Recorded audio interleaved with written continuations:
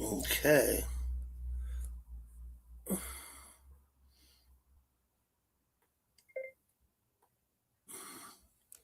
So I am live. Yes, I am. Okay, let's turn the music on then.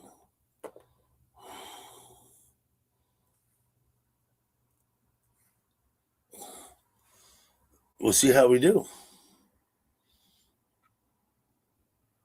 Skip the ad, start the music. Sam Gloves. What's up, Sam? Thank you for stopping by. Let me bring it up in YouTube here.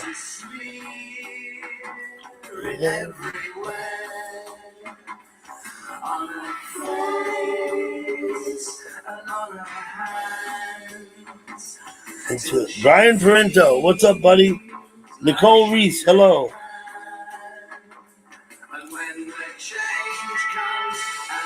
Alex, the phone collector, what's up, buddy? Let's just have a look here. Yep, I see you. Okay.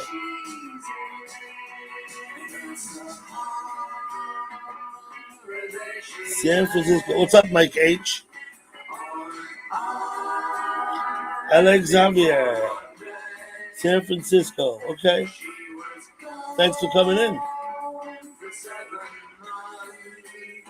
Cheers, Mike H.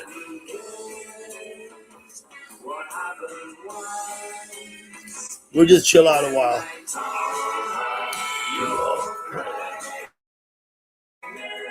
You're just heading back to the island. Brian's on the ferry. Nice. Daniel Berry Sports Highlights. You barely got back from baseball games. The score was 3-10. Yowza. Happy Monday. Sam Gloves.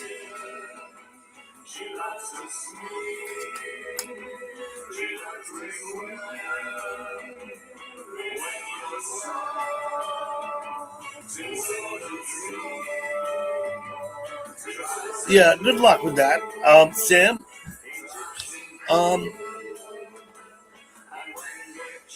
Most people don't wear gloves when they on a panel.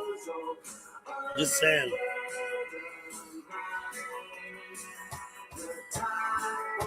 Hello, Natasha. Yep. Good to see you, Natasha.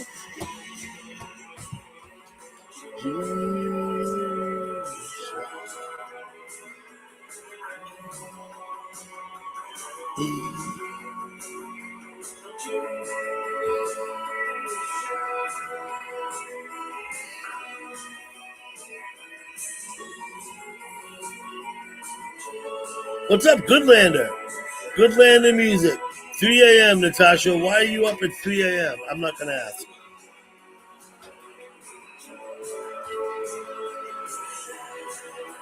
Sitting in your 26-footer there, Mike. Hope you're relaxing, having a beer. Pet and Oreo. Let's go hear from more citizens of the Lord. Let's get past that commercial. Can't sleep. Well, you sit around my panel for a while, you'll go right to sleep because you'll be bored to death. No, bored to sleep, I should say, but yeah.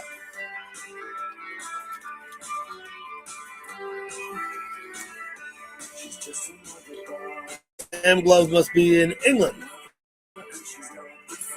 Mm-hmm.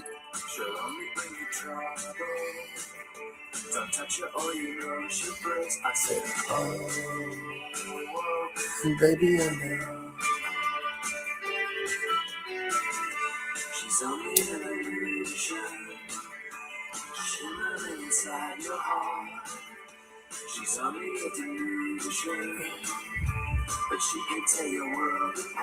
p.m. on the West Coast, and Brian's on the ferry. I hope you're all going to sub to Goodlander. Goodlander, please feel free to post your link in the chat.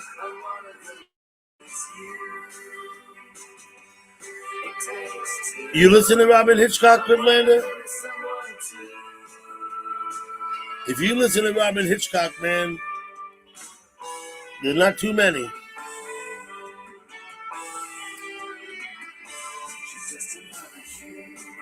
Post your link if you want to, Goodlander. Levi, I take it this is Valak again. I've got the whole album playing. I'm going to play the whole album, Fegmania. Then maybe another one.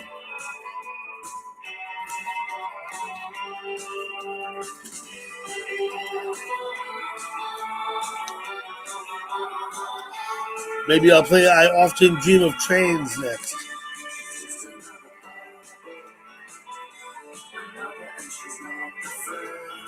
Thank you, Goodlander. I hope you're all going to take advantage of Goodlander's link and go check out his channel and sub. Check out his live stream.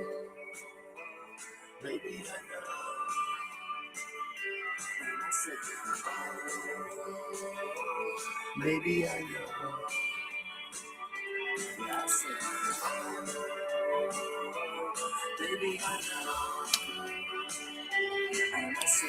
know. No, this is Fegmania.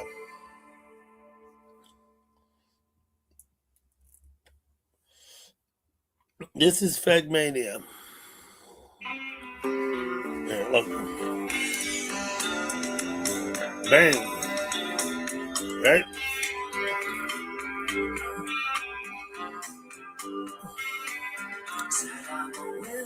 Hello, Tazzy Joe. You just laying down in bed, Valak? That's okay.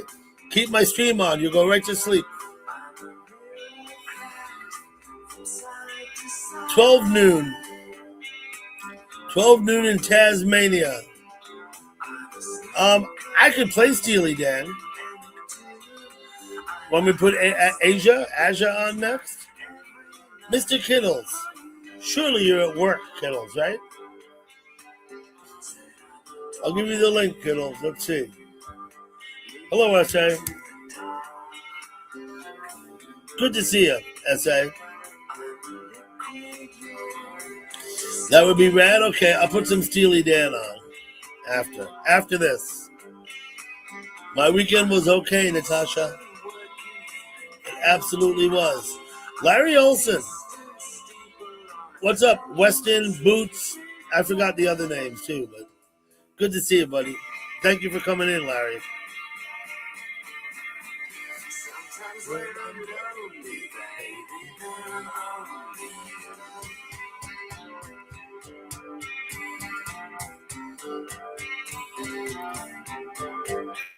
I put the link there for Kittles, but he hadn't come backstage. I don't know what's up.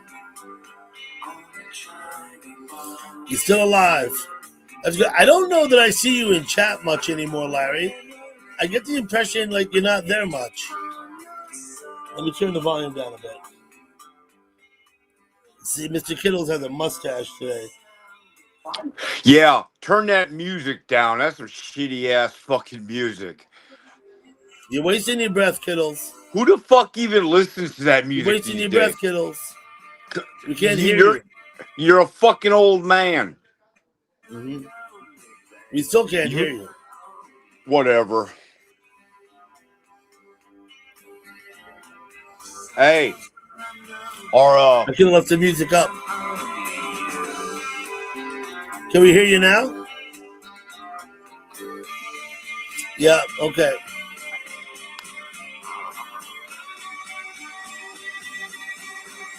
Why aren't you at work? Because I don't go to work until I don't clock in till 10:30. You're going to be at work till 10:30, right? I got to make sure I clock in by 10:30, by 10:29. What's up, Charles? Huh? Yeah, no, nobody's listening to him, Charles. Nobody is, because we can't hear him. I can't hear him. I don't have him muted.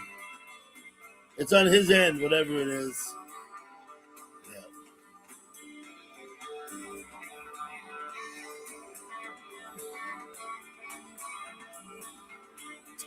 He dropped off. I did not send him down.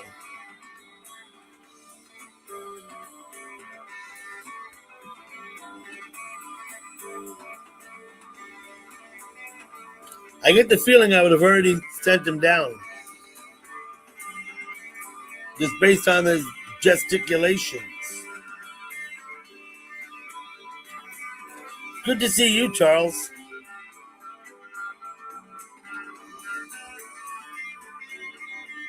Okay, Natasha.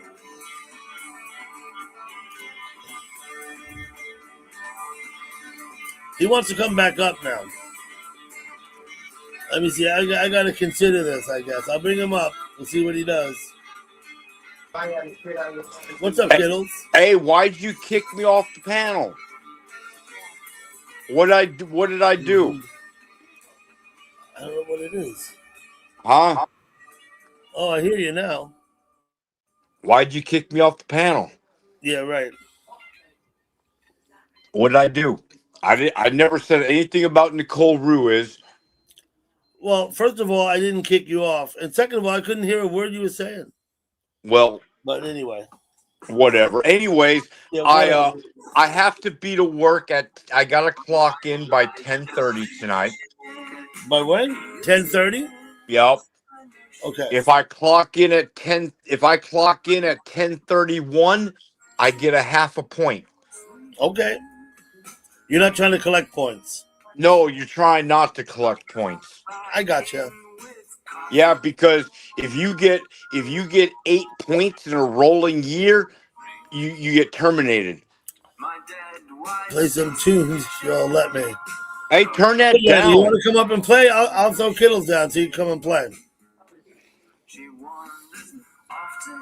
You want to come up, Goodlander? Come on up.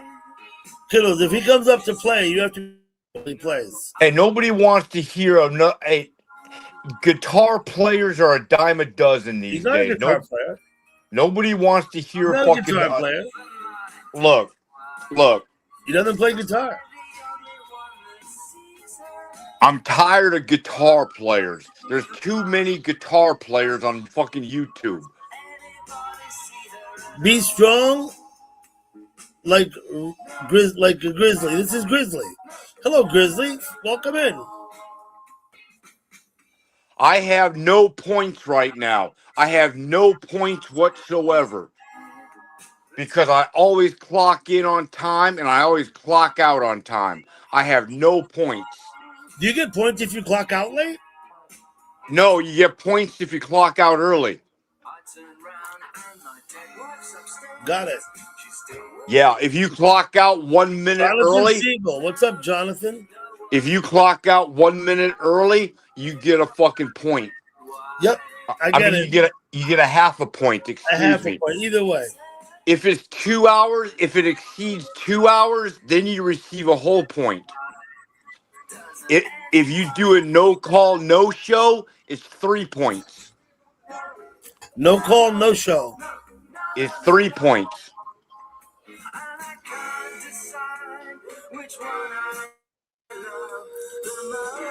What am I missing in the chat?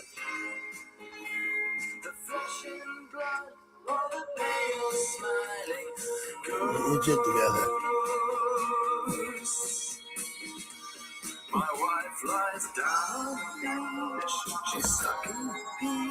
Let's not harass each other in the chat, please. I'll throw everybody who's involved out. I don't care who started. Yeah. You keep your fucking shit in the peanut gallery, buddy.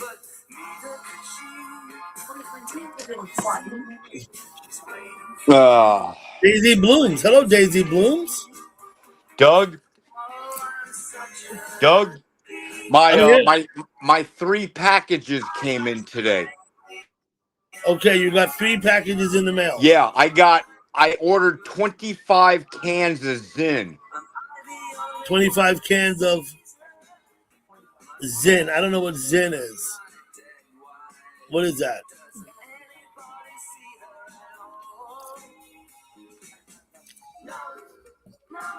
Okay. I bought I bought 25 cans of these. I got them online. See? Yeah. Okay. You got 25 cans of what is it? Nicotine gum?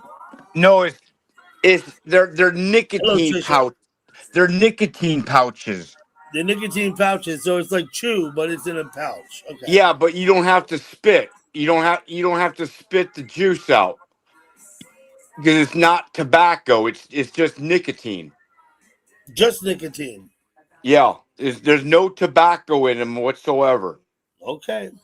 And I bought 25 cans of Zin for $95. Okay. That means nothing to me. I don't know what how that equates to anything. I also bought Except that it's about $4 a can. yeah, yeah, About $4 a can. yeah. I bought 25 of them for $95. I heard about that, Goodlander. I didn't know him. I didn't know who Adam the Woos. I don't know who that guy was, but I did read in chat somewhere that this guy had passed away. I did read that somewhere. Goodlander. I don't remember where. Hey Doug. Hey Doug. Yeah. I also got I also got I also got some more vapes. These Why are you wasting all your money in the smoke shop? I bought 7 of these. Whatever they are. They're vapes. They're Okay. vapes. I bought 7 of those, and then I've got these. These are my weed pens. Okay.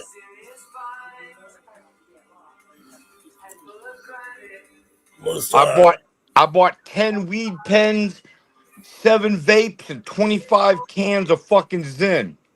Most of what, Johnny? Well, did I miss a comment? Puff of smoke, I run away. Yeah. There you go. You wouldn't hang out. You wouldn't last long in my attic, Brian. Would not last long in the attic. So how many people? Simple happy life. Hello, and thank you for coming.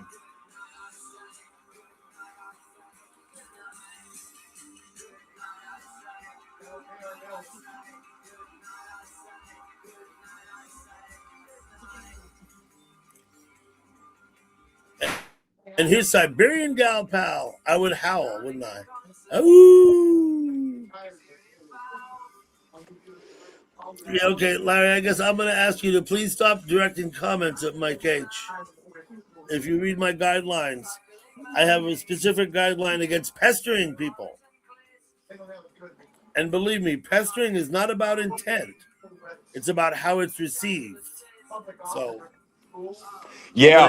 I'm going to ask you, Larry, to please. Yeah, we don't want to offend all the fucking fragile snowflakes out there. Kittles, you're about ready to go, right? You about ready? You done? Hello, Marilyn.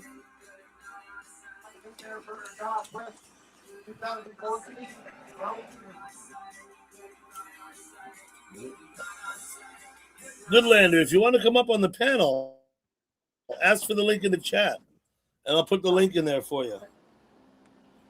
Why would they sell jeans with holes in them? Commercials. I've already told them next time I meet, I will be. You won't have to worry about that. So, anyways,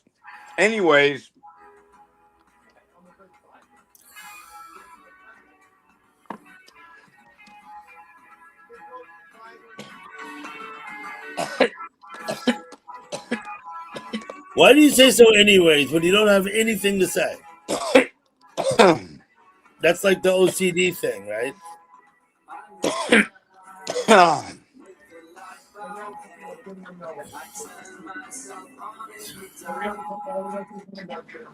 And light bulb head. Maybe they play actors as critics. Maybe they play actors as critics.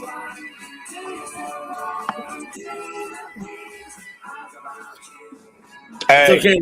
hey, That's what I hey, mean by let's not direct comment towards them. Right? hey, Let it go. hey, yeah, Just yeah, let it go. yeah, yeah. Yeah, you can only say authorized things. There's Yep. like only certain Okay, look, words. I'm going to give you a list of things you can say. And anything you say that's not on the list, I'm going to boot you. Yeah. Okay? I'm going to type that list up and send it to you. All right, you do that.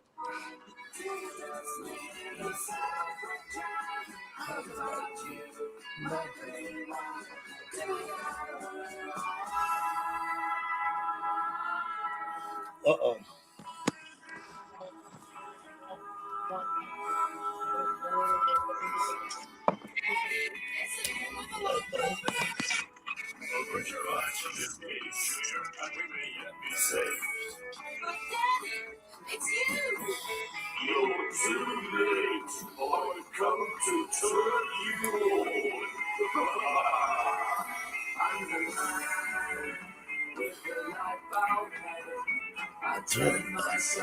Once again, he left.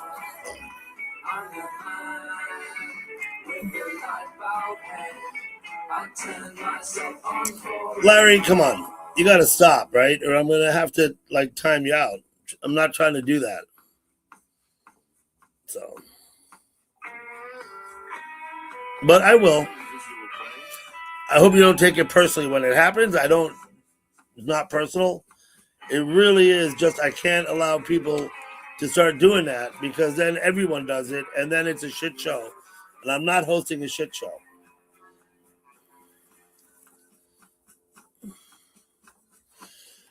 Johnny Weld, I'll do my job, okay? I'll do my job, okay, Johnny?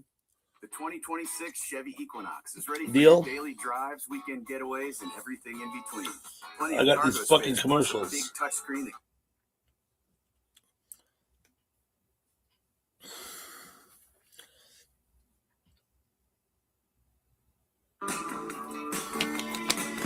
I'll be right back. I'm gonna leave Jimbo in charge until I get back.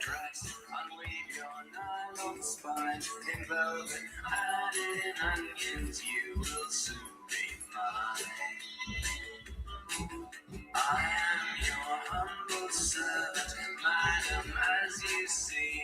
This night I am determined you will lie alone with me. You are an insect mother with a black shiny head that parts your cloak to open human you upon the bed. You are an insect mother, I your jelly son, and now we found each other, there is nowhere else to run.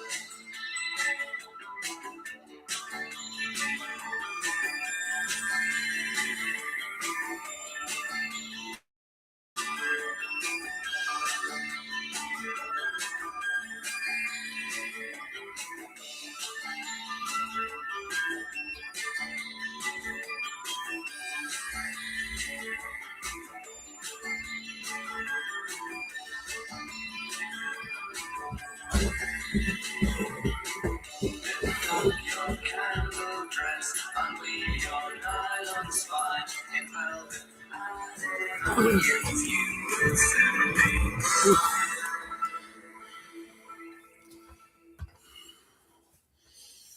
Okie doke. You all behaving?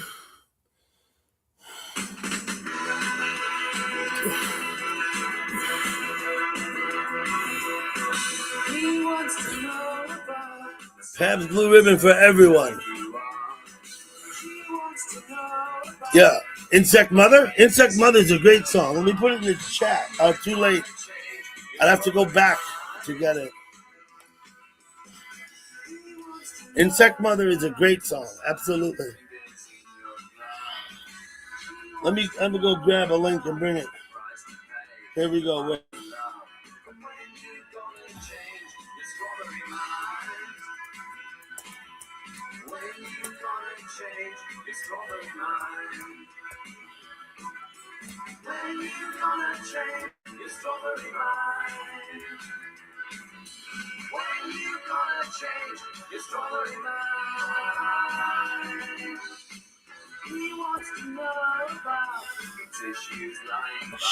Share.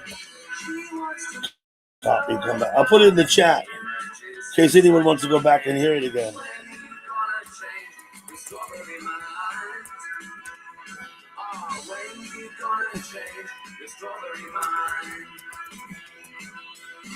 I would suggest you all listen to that song over and over again at high volume, just because.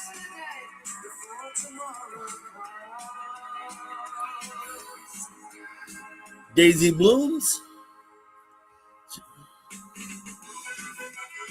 I'm 60, Larry. I'll be 61 in August. We're not quite at August yet, but it's coming quick.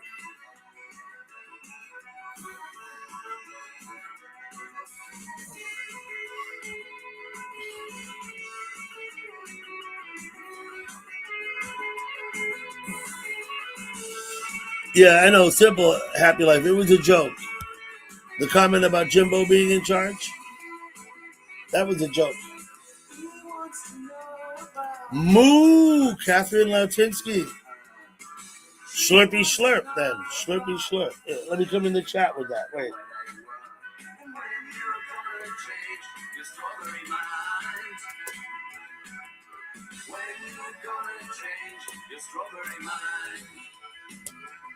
There we go. 61 is young. Okay.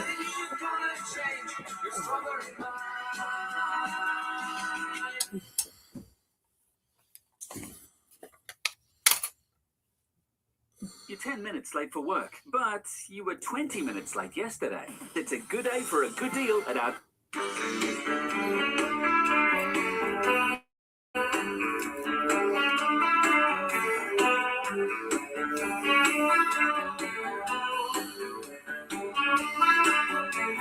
$62 next month. Got you, Jonathan. I like this song particularly too. Goodlander? Yeah. Glass?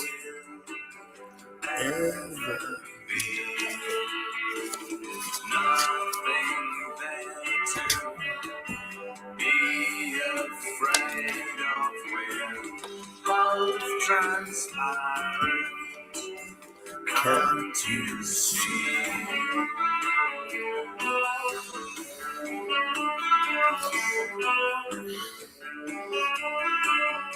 I have 5 adult children, Nicole.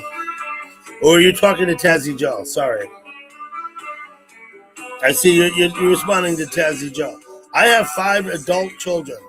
I say adult. 2 of them are still in college, but they're adults.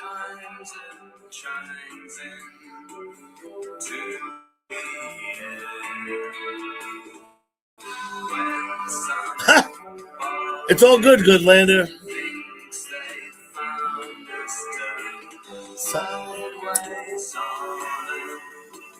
I do hear that once in a while, huh?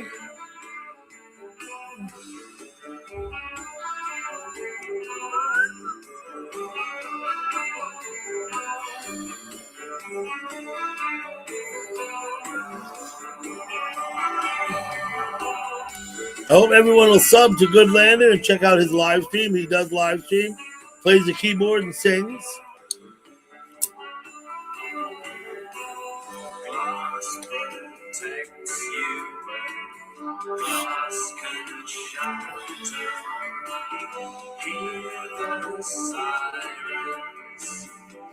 Um, 85 subs? Larry, post your link.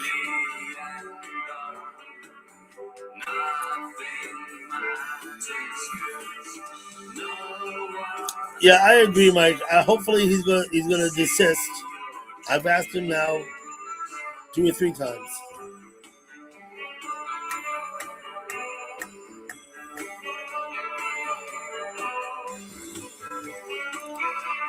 You want to make it to 85 years old. I got it. Yeah, 85 a good age. My dad, 95. My dad was born in 1931. My mother's 85. My dad is 95. Hello, Glenn. How are you? Good to see you.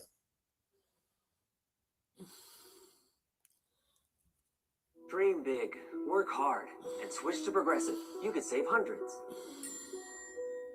How's hopeless it was case. Damn commercials. It's irresistible. She's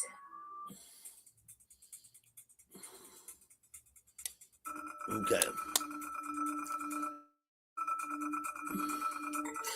Kumari. Hey, Kumari. Welcome in. Good to see you.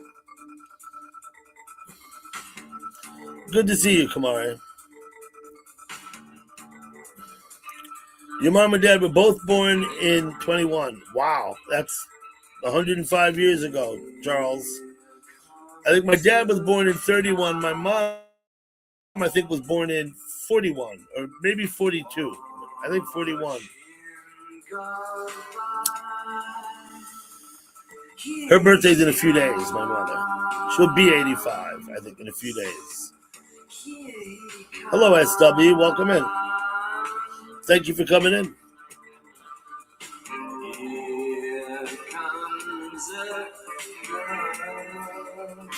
If anyone would care to join me on the panel, please ask for the link.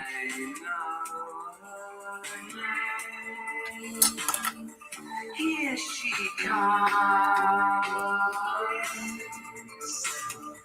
Here she comes.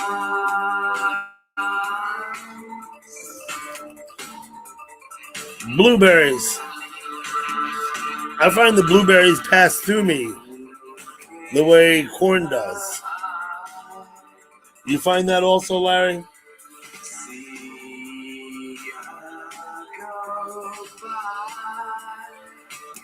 You find that the blueberries pass through you like corn?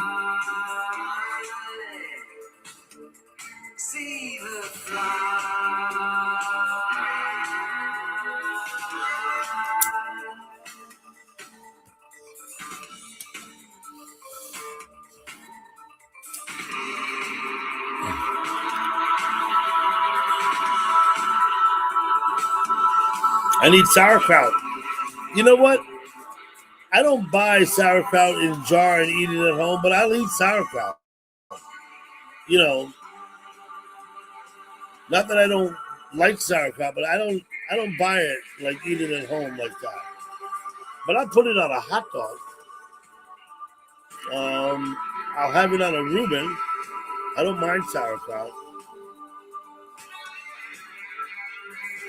Dirty spaghetti. Sounds good, SW.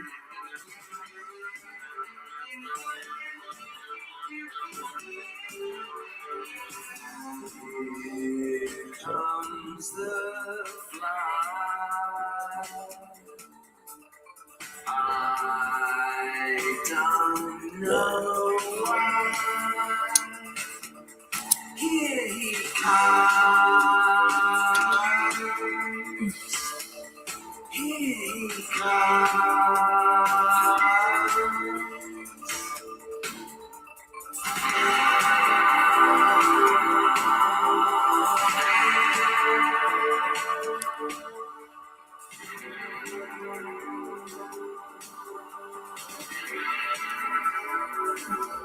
A new recipe you found online, and it's pretty good.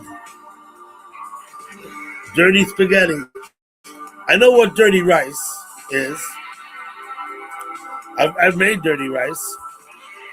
You can use several different ingredients to come up with dirty rice. Never heard of dirty spaghetti, but I guess it's got to be about the same, right? the CVS I would Epic think. Beauty sale is on. Get $10 off Oh, when you spend jeez. $30 through The March sale 14th. is on.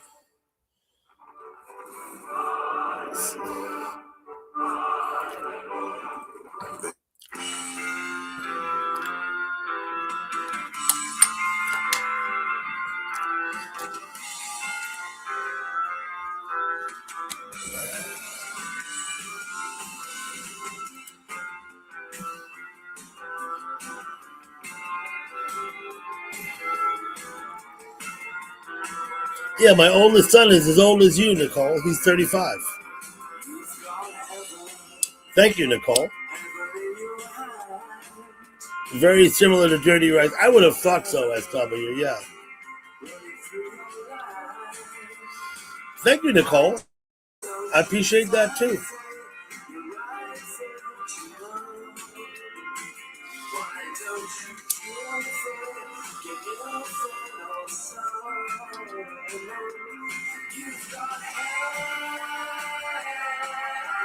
We all have vices, Larry. You're supposed to give them up for Lent, though. Perhaps. Please push the like. Thank you, Kumar. If anyone wants to join me on the panel, please ask for the link, and I will post it in the chat. Thank you, Kumari.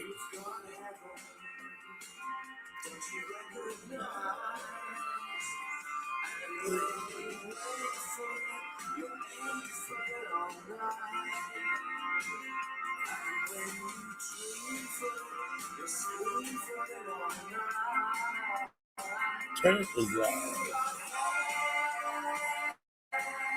Oh, look at that.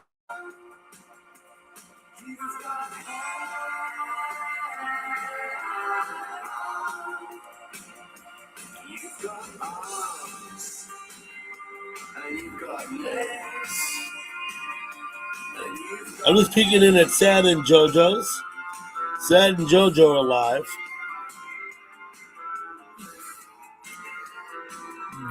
Joss Sweet. What's up, Joss Sweet? Welcome in. Richard,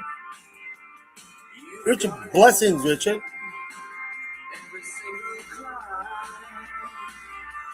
I know you from somewhere, Joss Sweet. I do. Yep, I'm subbed to you. Let me give you a wrench. I make everybody a standard mod so that you can sub to other people, and they can sub to you. If you want to self-promote, please feel free to post your link on my channel and ask people to sub to you. Right? That's the way we do it here. Kamari, the same way. If you want to post your link, post it, ask people to sub up. That's fine.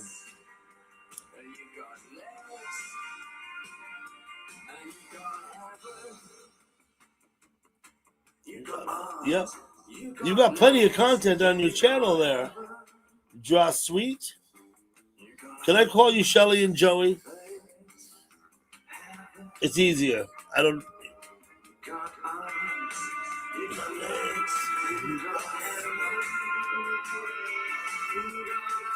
You want the link? Coming up. One link. I think that should get it. Richard, yes, got the link in there.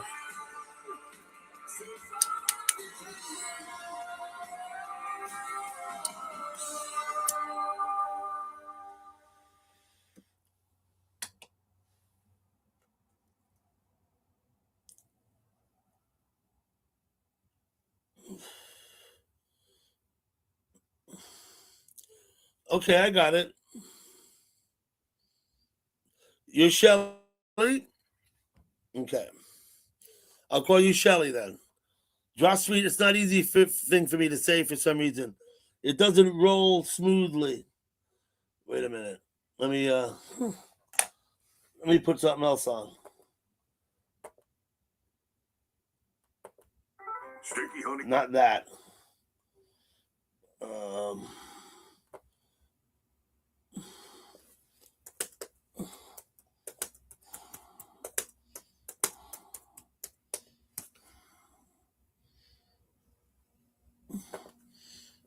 Okay, I got a couple people back here. Looks like Richard and Kumari. Hi. Hello, Kumari. Hello, Richard. Blessings. How are you? I'm well. Blessings, yes, Richard. Blessings to everybody here. How are you doing, Mr. Dougie? I'm doing well, Kumari. And you? Good. How's the weather there? Dude, Kamari, it was 75 degrees this afternoon. Woo! That's a big change. That That's a is big change. awesome. Richard, you how's the can't weather in beat England? About 5 degrees.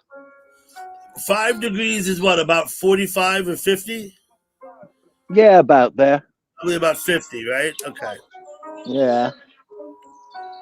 You've grown a No, you beard. can keep that. You can keep that, sir. I'm enjoying my 65, Yeah? 70 degrees. So you can keep your 50. Richard, you grew a I know beard because you have to appear in court? What's that all about? Laziness. Oh, laziness. Okay, got it. OMG. Kumari, I I'll can't. be honest with you. If it never got more than 70 degrees, I would be happy with that. I would be fine if it never got For over real? 70 degrees. Oh, I know that's right. I have to have. I'm from India, so I gotta have at least 60 and above. I got to. I don't Kumari, like were you all born the. in India?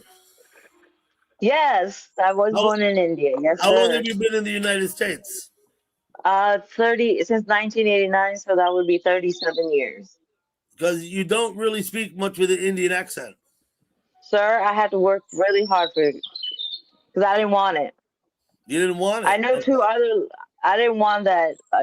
No offense to everybody, but I didn't want that "thank you" or "come again" kind of thing going on. So I have another I friend in worked. the chat. My friend SW. She was also born in India, but came at a very early age to the United States, like Okay, so before school age, I think. she's pretty much like me, but I work like I know other languages, two other languages. Yeah, But the but no, thing is, SW does not speak with an Indian accent either. that's why because we were Americanized. You know what I mean? You've been We're Americanized, yeah. correct. Richard used to live in Canada. Did you get Americanized, Richard? Good God, no. Richard He's has like, always "Good been no." Richard, even from birth. You know that. Richard, mean, thank you when for I was, coming up. I know it's about 3:30 a.m., isn't it? I haven't a clue at the moment. 1:38. Oh, I'm 1:38. Got it. Yeah, I'm outside using my phone because the missus is sleeping in there and I Yeah. can't talk. We moved our so clocks forward yesterday. We moved our clocks forward an hour. We're we only don't 4 hours difference now. we don't do ours until the 29th of March. For some reason, I did the math backwards in my head when I said 3:30. Right, I knew it was 1:30, but I figured 2:30 plus 1, 2:30 minus 1, right? Yeah. Well, it happens, doesn't it? And to all those, can I just say to all those in chat, blessings. I can't read the chat on my phone. Either can I. So Shelly, I'm sorry, sweetheart, if you're on here.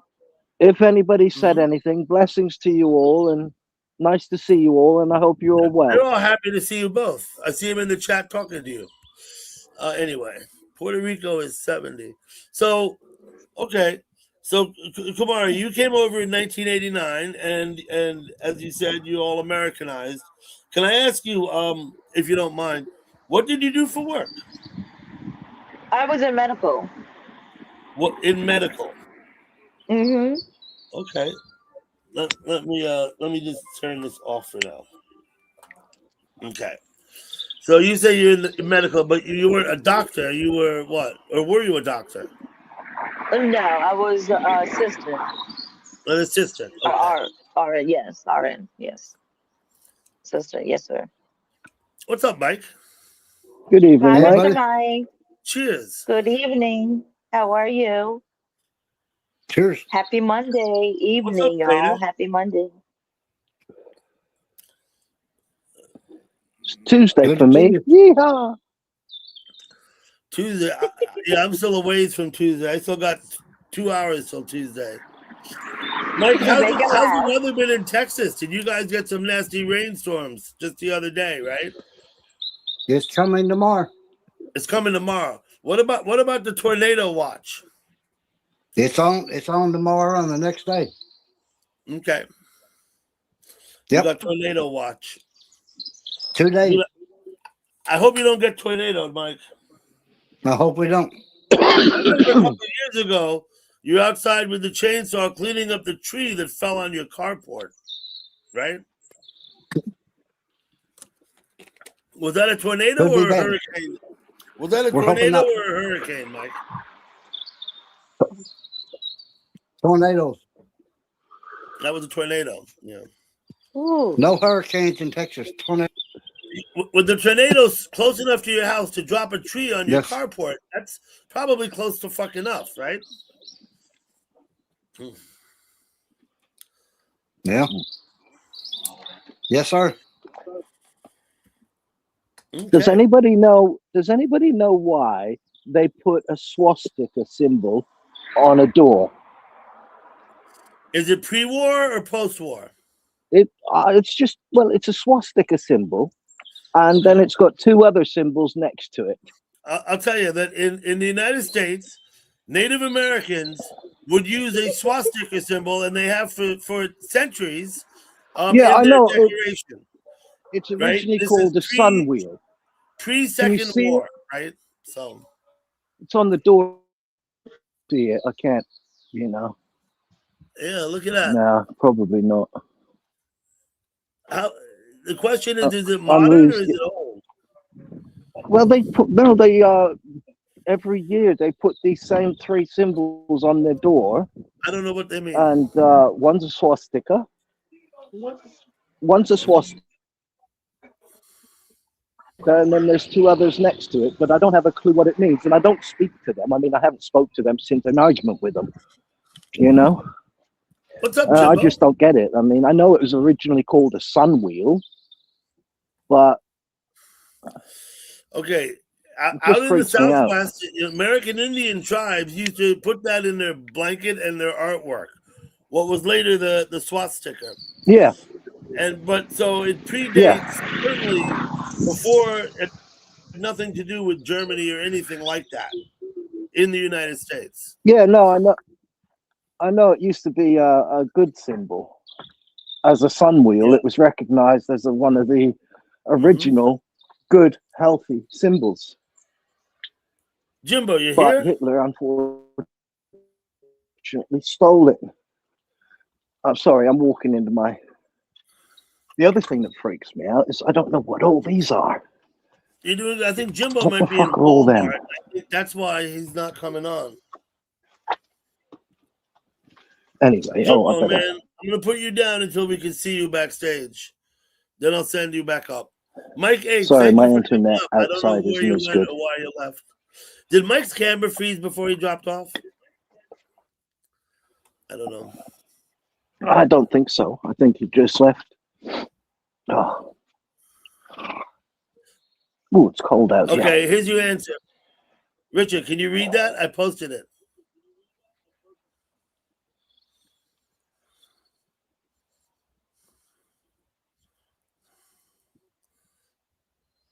Oh, cool. Thanks for that. Her That's name is sweet. Shelly. I'll call her Appreciate Shelly. that. Okay. Yeah, I know. Jimbo's here, but he's not on. Oh. I mean, you got him again. Wait here. Thank you, Shelley, for the facts, babe. Thank you. Oh, I can see myself now. I can't Fun even bring him facts. up. Not invite. Dang, can't do Pip man. said, "What's up, Pip?" Wait, we got more here. We're continuing here, right? It represents all is well in quotes, and is used to welcome visitors and bring good luck, especially during festivals like Diwali. Okay. Correct. Okay.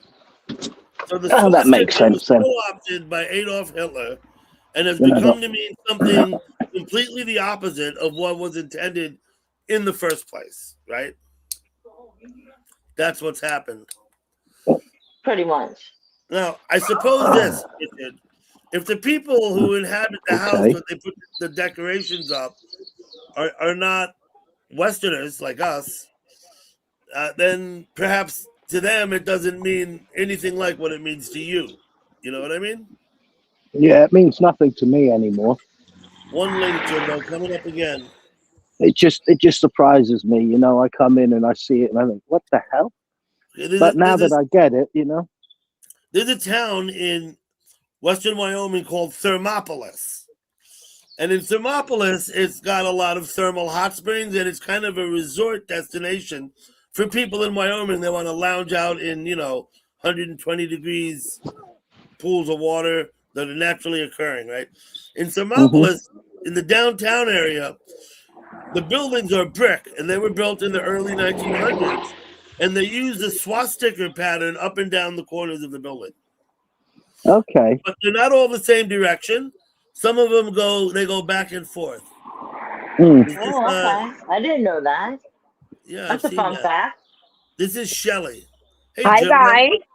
Hi, Shelly. How are you, Jimbo. Sorry. Hello, Shelly. Hello, New River. I see you in the chat there. Jimbo, man, you look a lot like Gandalf tonight.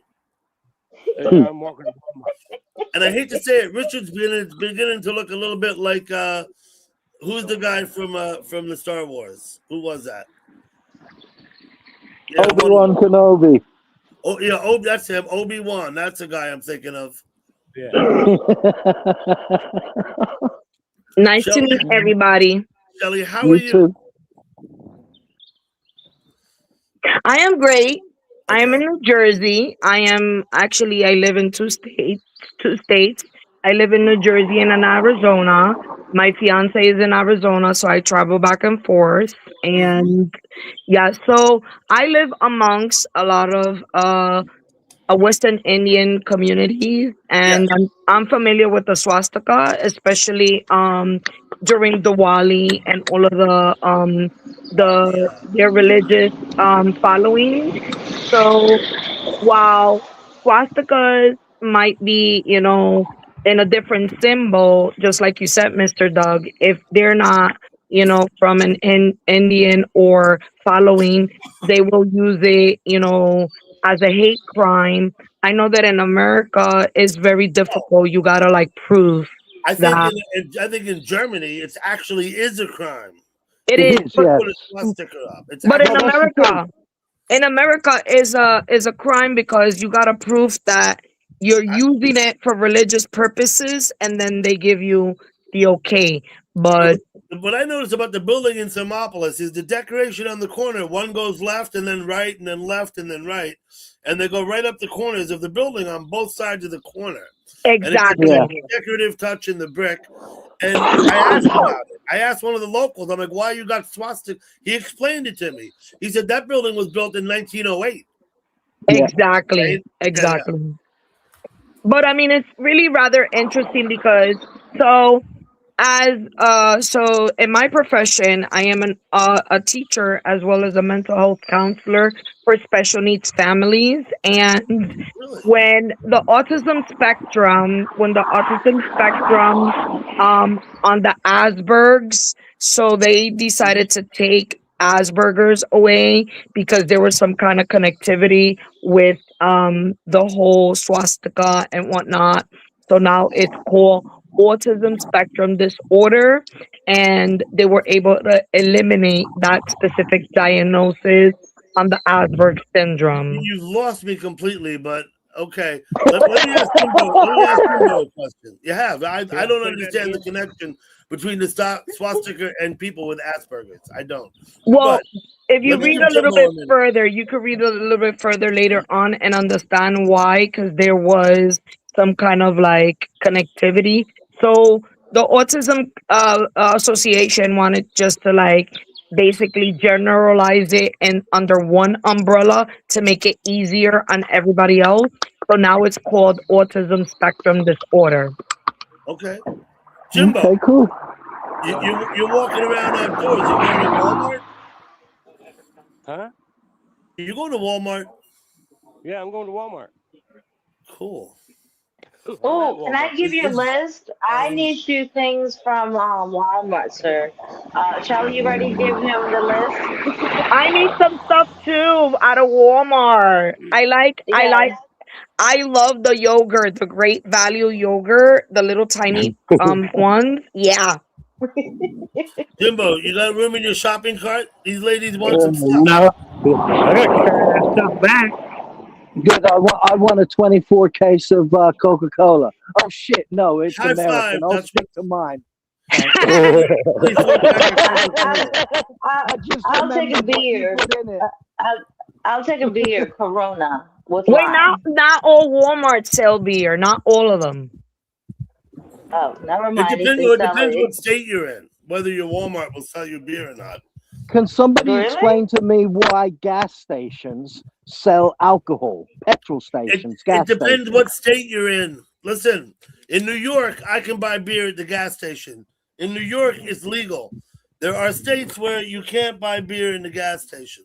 But Doggy, it doesn't make fucking sense. They spend billions every year talking about drunk fucking drivers. Exactly. And then they go and sell fucking liquor in the fucking gas station. Listen, let me just point out to you a couple of glaringly obvious facts, right?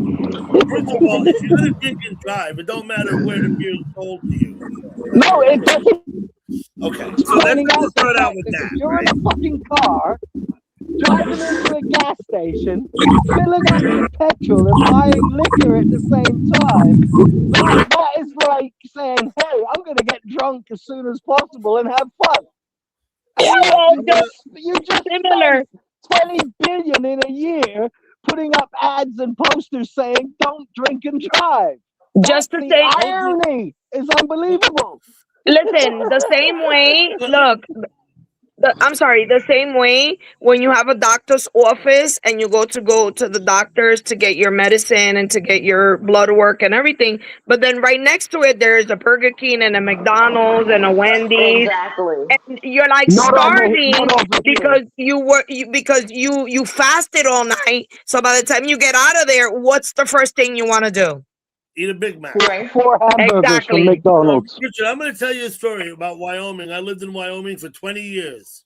Mm-hmm. Now, in Wyoming, there is no open container law. What that means is I know in a it. car and you can have an open drink and drink it as long as you're not driving. Yes. Oh Now, wow. in New York, that law doesn't exist. It's illegal for you to have open alcohol, even if you're not driving. But in Wyoming, because they're smart and they understand that it's only the driver who's not supposed to drink, right? Yeah, Unless they put it in a different cup, and you don't know what it is. No, therefore, when you pull up, it's illegal in England. I had to mute you for that reason. Sorry. Wait, Jimbo. It's illegal to have an open container listen, in Great Wyoming. Britain. You go to the drive-through beer store behind the bar. Drive-through. You buy beer through a window.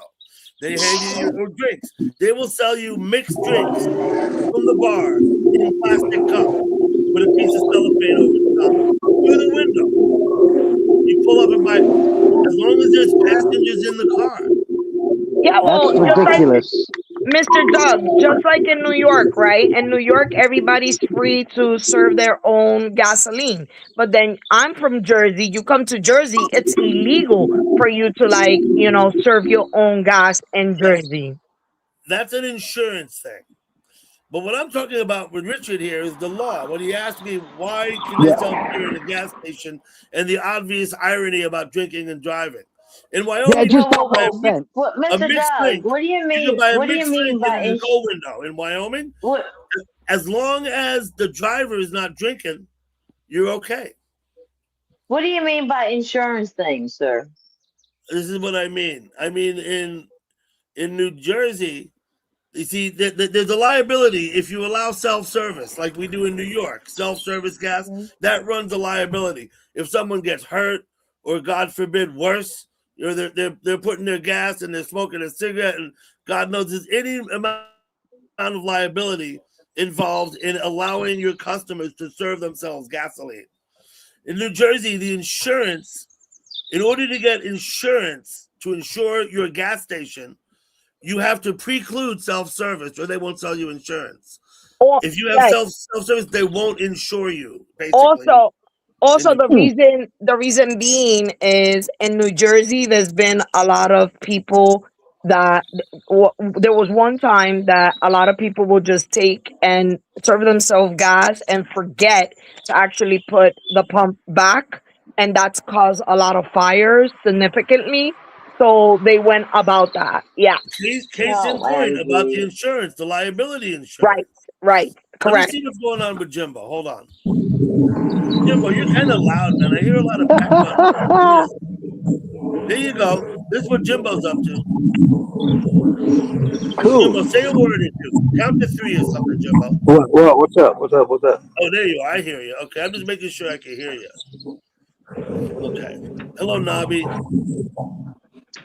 Now, Jimbo, I'm having issues with your background noise, so if I mute you from time to time, please don't take it personally. Well, that's also because he's using the little card. You know, the little card? Yes, he's using the little card. He's too fucking lazy to walk. Nobby Noble, good to see you. I gotta look at the chat now. New Rivers. God gave you those legs for a reason, Jimbo. Now bloody well use them. Yeah. No, Jimbo gets the card at Walmart. He has arthritis. Jimbo has arthritis. Yeah, I do too. And a twisted spine and God knows what other fucking illnesses, but I don't get no cart like that. Well, we were just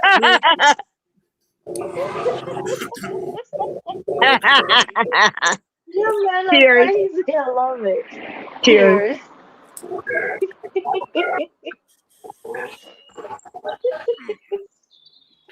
I mean, I've got to be about 90 before I'm going to use one of those bloody things. Now, in the state of Montana, Richard, you got to be 90 to use one. At a gas station in Montana, they have slot machine, like casino style slot machines. What? In fact, they actually have little casino rooms built onto the gas station in Montana.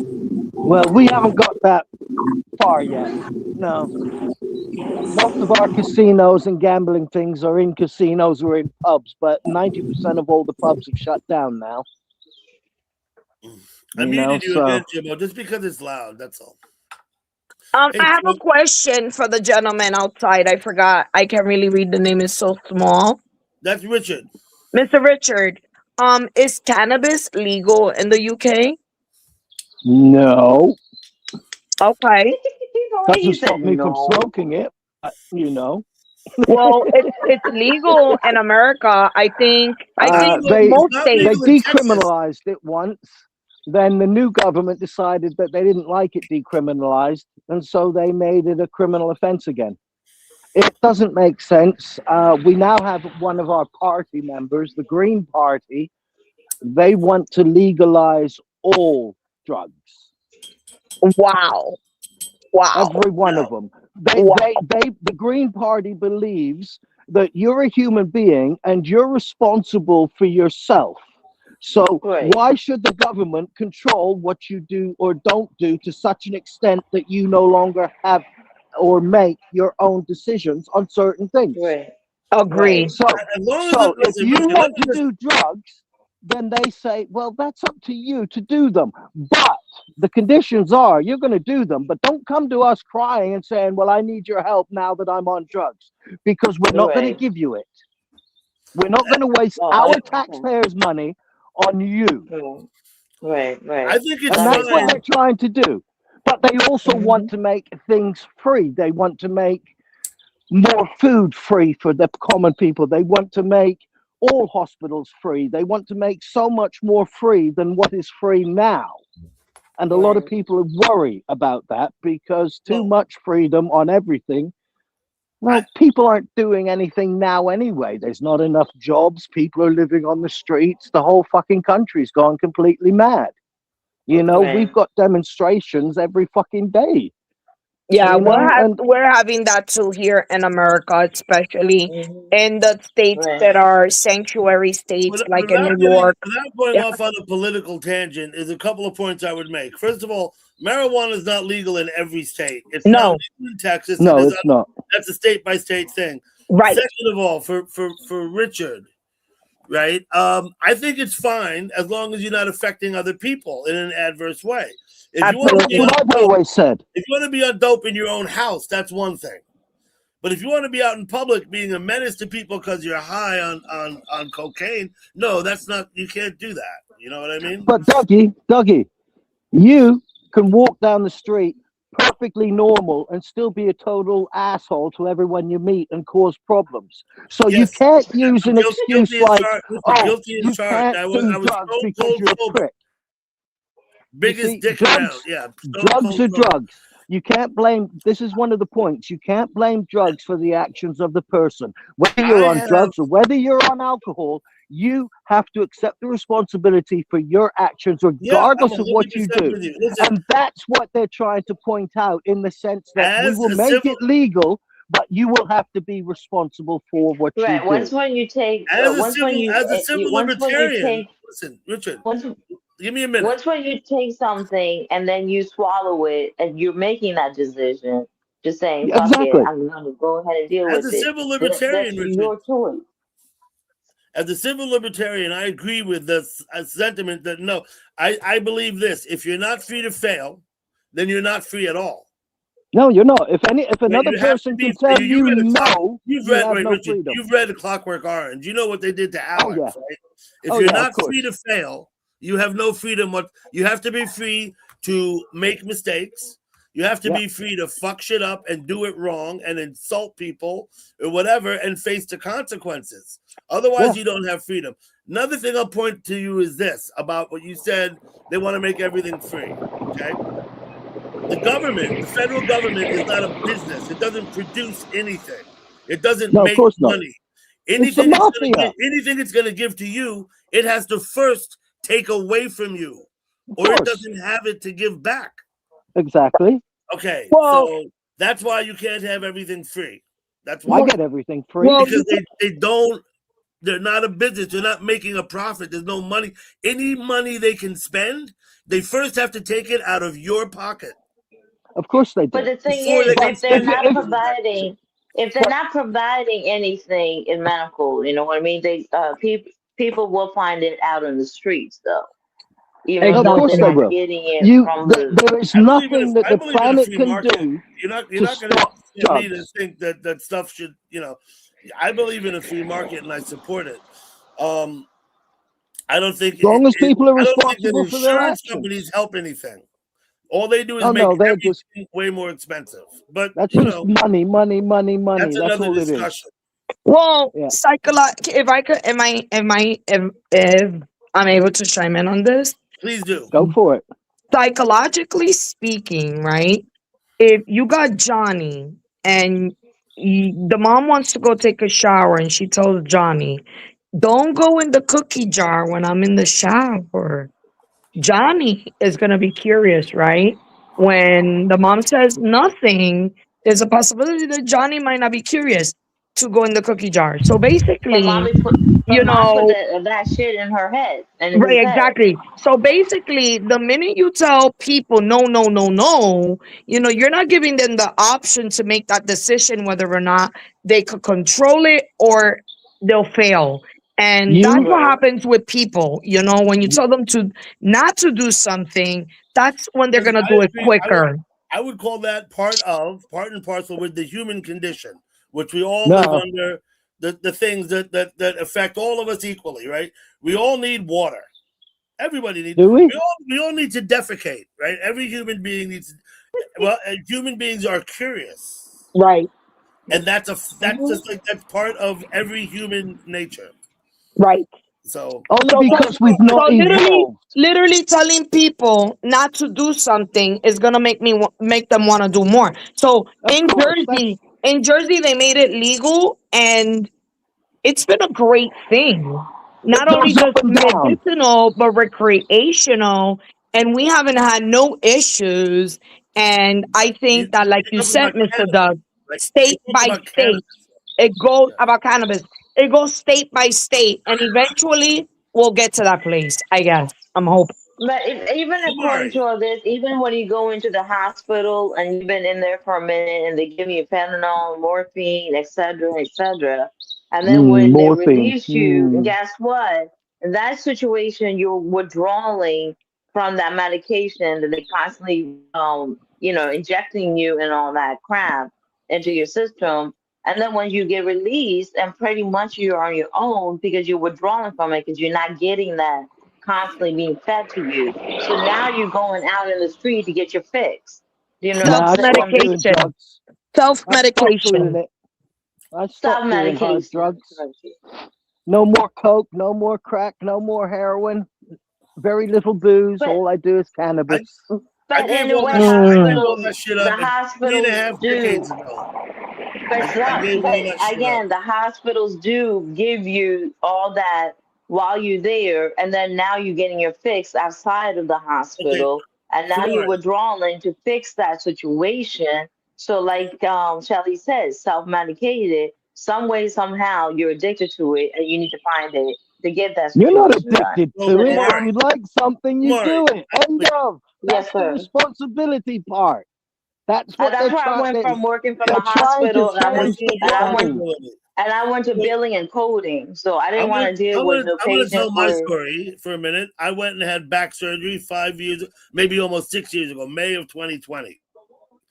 So almost 6 years ago, I had back surgery. They gave me 50 oxycodone after for the pain. And they said you take what, one or two or three a day. I don't even remember. I think 2 a day for whatever, blah blah blah. I didn't take them all. I took Because you them for a chose few not days. I to. took them for a few days, right? And then I stopped taking them because I didn't want them. And the reason is, I myself, like I was just saying a few minutes ago, I used to use all the drugs that you could find. I was a kid then. When I was about 25 years old, I changed my life around. I had started having kids, and I stopped doing all that shit. I've never given up smoking weed, but I used to use recreational. I would use, you name it, I used it, right? So then later in life, when I got these oxycodones, right now, I'm not trying to get all involved in that shit.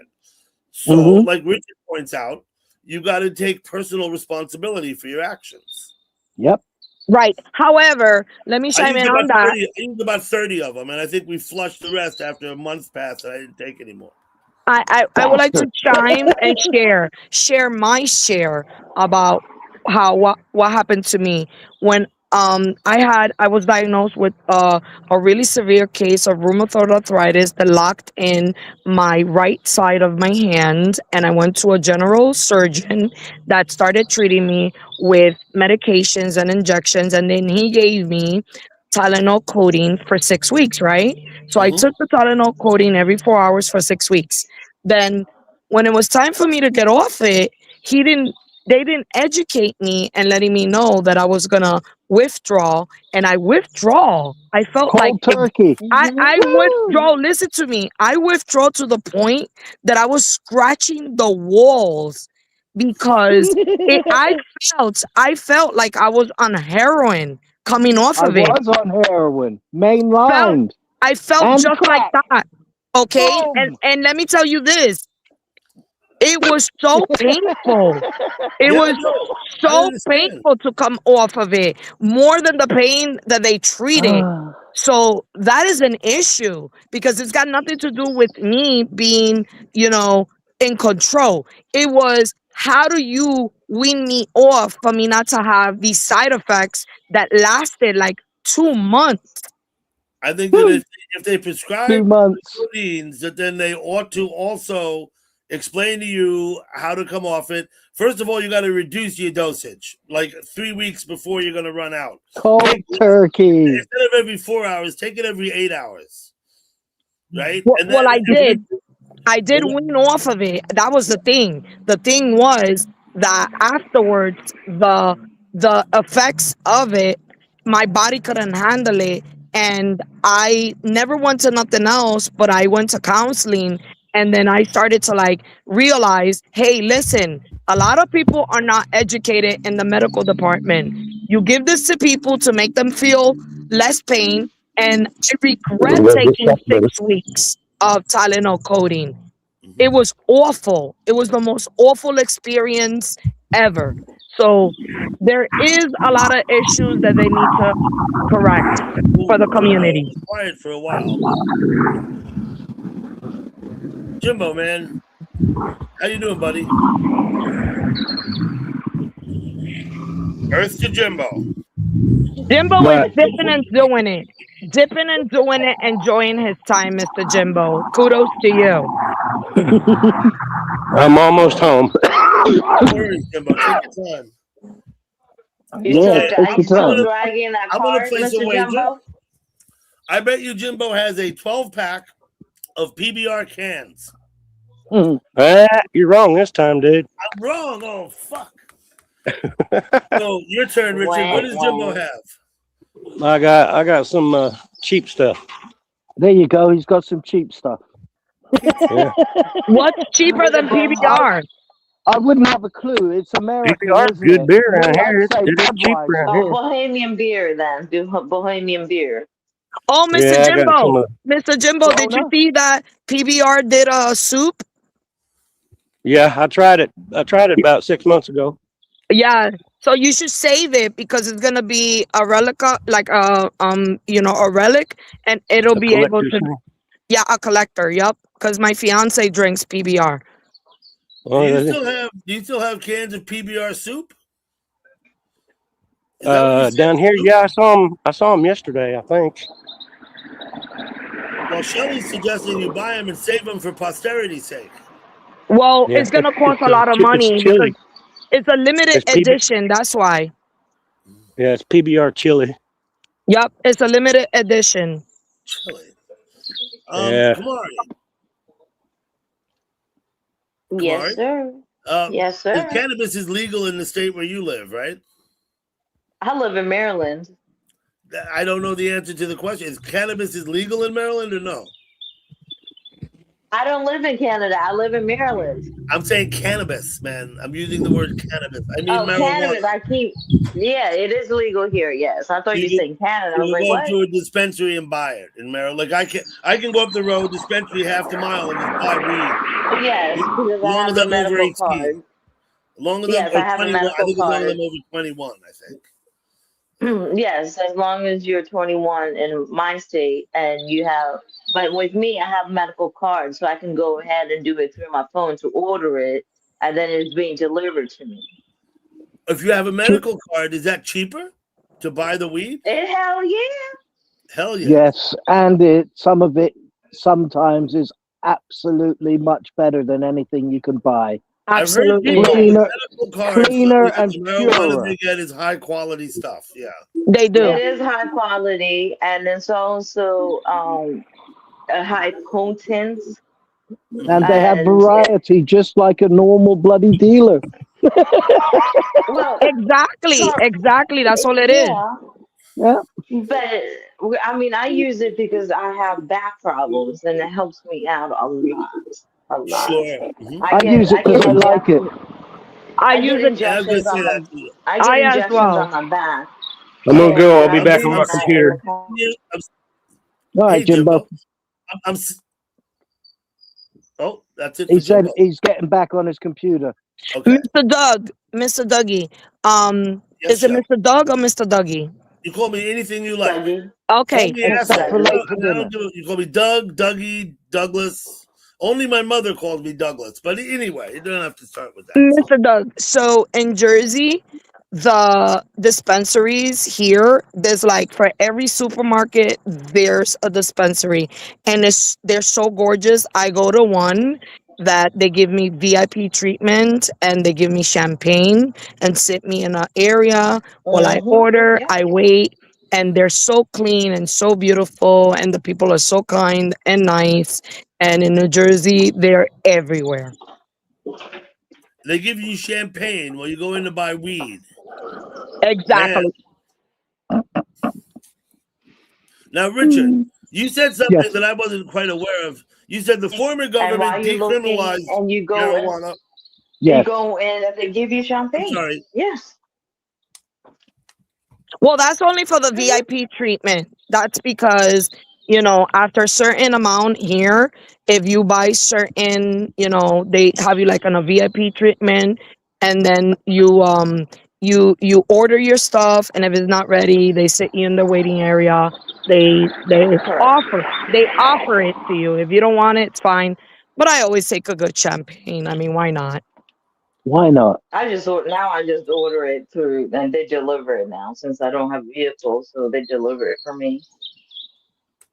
Yeah, they deliver it here Hmm. too, but I usually like to go because I like to see like the different communities, the different people, and you see everybody. You see doctors, lawyers, you see all kinds of walk of life, and I do it recreational. Also, it helps with my fibromyalgia because I have fibromyalgia, and there's certain days I cannot walk because my legs don't work, and I take my little cannabis, my organic, and chill, and then I feel better. Okay. Okay. I smoke weed, like Richard said, because I want to. I've smoked since I was about 14.